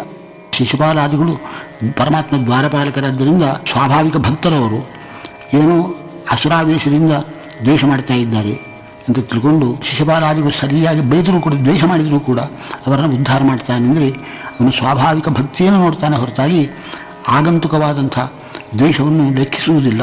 ಕ್ಷಮಾ ಸಮುದ್ರ ಪರಮಾತ್ಮ ಅಂತ ಹೇಳ್ತಾರಷ್ಟೇ. ಇಲ್ಲಿ ನಾವು ನೋಡಬಹುದು ಕ್ಷಮಾ ಸಮುದ್ರ ಪರಮಾತ್ಮ ಎಂಬುದನ್ನು. ಅಂತೇಳಿ ಪರಮಾತ್ಮ ಗುಣವನ್ನು ಹೇಳುವುದರಲ್ಲಿ ತಾತ್ಪರ್ಯ ಹೊರತು ದ್ವೇಷ ಮೋಕ್ಷಕ್ಕೆ ಸಾಧನ ಎಂಬುವಂಥ ಅರ್ಥ ಅಲ್ಲವೇ ಇಲ್ಲ. ದ್ವೇಷ ಮೋಕ್ಷಕ್ಕೆ ಸಾಧನ ಆಗುವುದೇ ಇಲ್ಲ.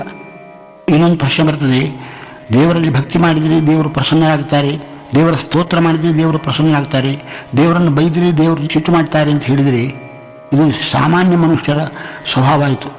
ಸ್ತೋತ್ರಪ್ರಿಯ ಎಂಬುವಂಥ ಒಂದು ದೋಷ ಬರುವುದಿಲ್ಲ, ಶಂಕೆ ಬರ್ತದೆ. ಅದಕ್ಕೆ ನಮ್ಮ ಆಚಾರ್ಯರು ಏನು ಸಮಾಧಾನ ಹೇಳ್ತಾ ಇದ್ದಾರೆ ಅಂದರೆ, ಪರಮಾತ್ಮನು ಅವನವನ ಗುಣವನ್ನು ನೋಡ್ತಾನೆ ಹೊರತಾಗಿ ತನ್ನನ್ನು ಹೊಗಳಿದ ಅಂತ ಹೇಳಿ ತಿಳ್ಕೊಂಬುದಿಲ್ಲ. ಇವನು ಒಳ್ಳೆಯ ಗುಣವುಳ್ಳವನಾದ್ದರಿಂದ ನಾನು ಇವನು ಉದ್ಧಾರ ಮಾಡ್ತೇನೆ ಅಂತ ತಿಳ್ಕೊಳ್ತಾನೆ ಹೊರತಾಗಿ ತನ್ನನ್ನು ಸ್ತೋತ್ರ ಮಾಡಿದ್ದು ಅಂತ ತಿಳ್ಕೊಂಬುದಿಲ್ಲ. ಗುಣ ಯಾವುದು ಅಂತಂದರೆ, ಜೀವನಿಗೆ ಏನು ಬೇಕೋ ಅದೆಲ್ಲ ಭಗವಂತನೇ ಕೊಡ್ತಾ ಇದ್ದಾನೆ. ಈಗ ಸಂಸಾರದಲ್ಲಿ ಅವನಿಂದ ಆಗುವ ಉಪಕಾರ ಎಷ್ಟು ಅಂತ ಹೇಳಲಿಕ್ಕೆ ಸಾಧ್ಯ ಇಲ್ಲ. ನಮಗೆ ಗುಣ ಯಾವುದಂದರೆ, ಒಬ್ಬರದ್ದು ಉಪಕಾರ ಮಾಡಿದರೆ ಉಪಕಾರ ಮಾಡಿದ್ದಾನೆ ಅಂತ ತಿಳ್ಕೊಳ್ಬೇಕು ನಾವು. ಎಷ್ಟು ಉಪಕಾರ ಮಾಡಿದರೂ ಕೂಡ ಉಪಕಾರವನ್ನು ತಿಳಿದೇ ಹೋದರೆ ಕೃತಜ್ಞ ಅಂತ ಹೇಳ್ತಾರೆ ಅವರನ್ನು. ಉಪಕಾರ ಮಾಡಿದ್ದನ್ನು ತಿಳ್ಕೊಳ್ಳದೇ ಇರುವುದು ದೋಷ. ಉಪಕಾರ ಮಾಡಿದ್ದನ್ನು ಉಪಕಾರ ಮಾಡ್ತಾ ಇದ್ದಾನೆ ಅಂತ ತಿಳ್ಕೊಂಬುದಿಲ್ಲ, ಇದು ಗುಣದು. ಆ ಪರಮಾತ್ಮ ಏನು ನೋಡ್ತಾನೆ, ಹೊಗಳತಕ್ಕಂಥ ಜೀವ ಇದ್ದಾನಲ್ವ, ಇವನು ನಾನು ಮಾಡಿದ ಉಪಕಾರವನ್ನು ತಿಳ್ಕೊಂಡಿದ್ದಾನೆ, ಮರೀಲಿಲ್ಲ. ಸ್ತೋತ್ರದಲ್ಲಿ ನಾನು ಮಾಡಿದಂಥ ಉಪಕಾರವನ್ನು ಹೇಳ್ತಾ ಇದ್ದಾನೆ, ಉಪಕಾರ ಸ್ಮರಣೆ ಉಂಟು. ಇವನಲ್ಲಿ ಒಳ್ಳೆಯ ಗುಣ ಇದೆ, ಒಳ್ಳೆಯ ಗುಣ ಇದ್ದದ್ದರಿಂದ ಇವನು ಉದ್ಧಾರ ಮಾಡ್ತೇನೆ ಅಂತ ಹೇಳ್ತಾ ಇದ್ದಾನೆ. ಗುಣ ಇದ್ದದ್ದಕ್ಕೆ ಉದ್ಧಾರ ಮಾಡುವುದೇ ಹೊರತಾಗಿ ತನ್ನನ್ನು ಹೊಗಳಿದ್ದಕ್ಕೆ ಉದ್ಧಾರ ಮಾಡುವುದಲ್ಲ. ಈ ರೀತಿ ಭಕ್ತಿ ಎಂಬುವಂಥದ್ದು ಅತ್ಯಂತ ಶ್ರೇಷ್ಠವಾದಂಥದ್ದು. ಅಂತಹ ಶ್ರೇಷ್ಠವಾದ ಭಕ್ತಿ ಬರುವುದು ಸ್ವಧರ್ಮಾಚರಣಂ ಶಕ್ತಿಯ ವಿಧರ್ಮಾಚ ನಿವರ್ತನಂ. ನಮ್ಮ ಧರ್ಮಾಚರಣೆ ಉಂಟಷ್ಟೇ, ಆ ಧರ್ಮಾಚರಣೆಯನ್ನು ನಾವು ಮಾಡಬೇಕು. ಇಲ್ಲಿ ಸ್ವಧರ್ಮಾಚರಣಂ ಶಕ್ತಿಯ ಅಂತ ಶಾಸ್ತ್ರ ಹೇಳ್ತಾ ಇದೆ. ತನ್ನ ಶಕ್ತಿ ಎಷ್ಟುಂಟೋ ಅಷ್ಟು ಧರ್ಮಾಚರಣೆ ಮಾಡಬೇಕು ಅಂತ ಶಾಸ್ತ್ರ ಉಂಟು. ಎಲ್ಲ ಶಾಸ್ತ್ರ ಹೇಳಿದಂಥ ಎಲ್ಲ ಧರ್ಮಾಚರಣೆ ಮಾಡಬೇಕು ಅಂತ ಶಾಸ್ತ್ರ ಹೇಳುವುದಿಲ್ಲ. ನಿನಗೆ ಎಷ್ಟು ಶಕ್ತಿ ಉಂಟು ಅಷ್ಟು ಧರ್ಮಾಚರಣೆ ಮಾಡು.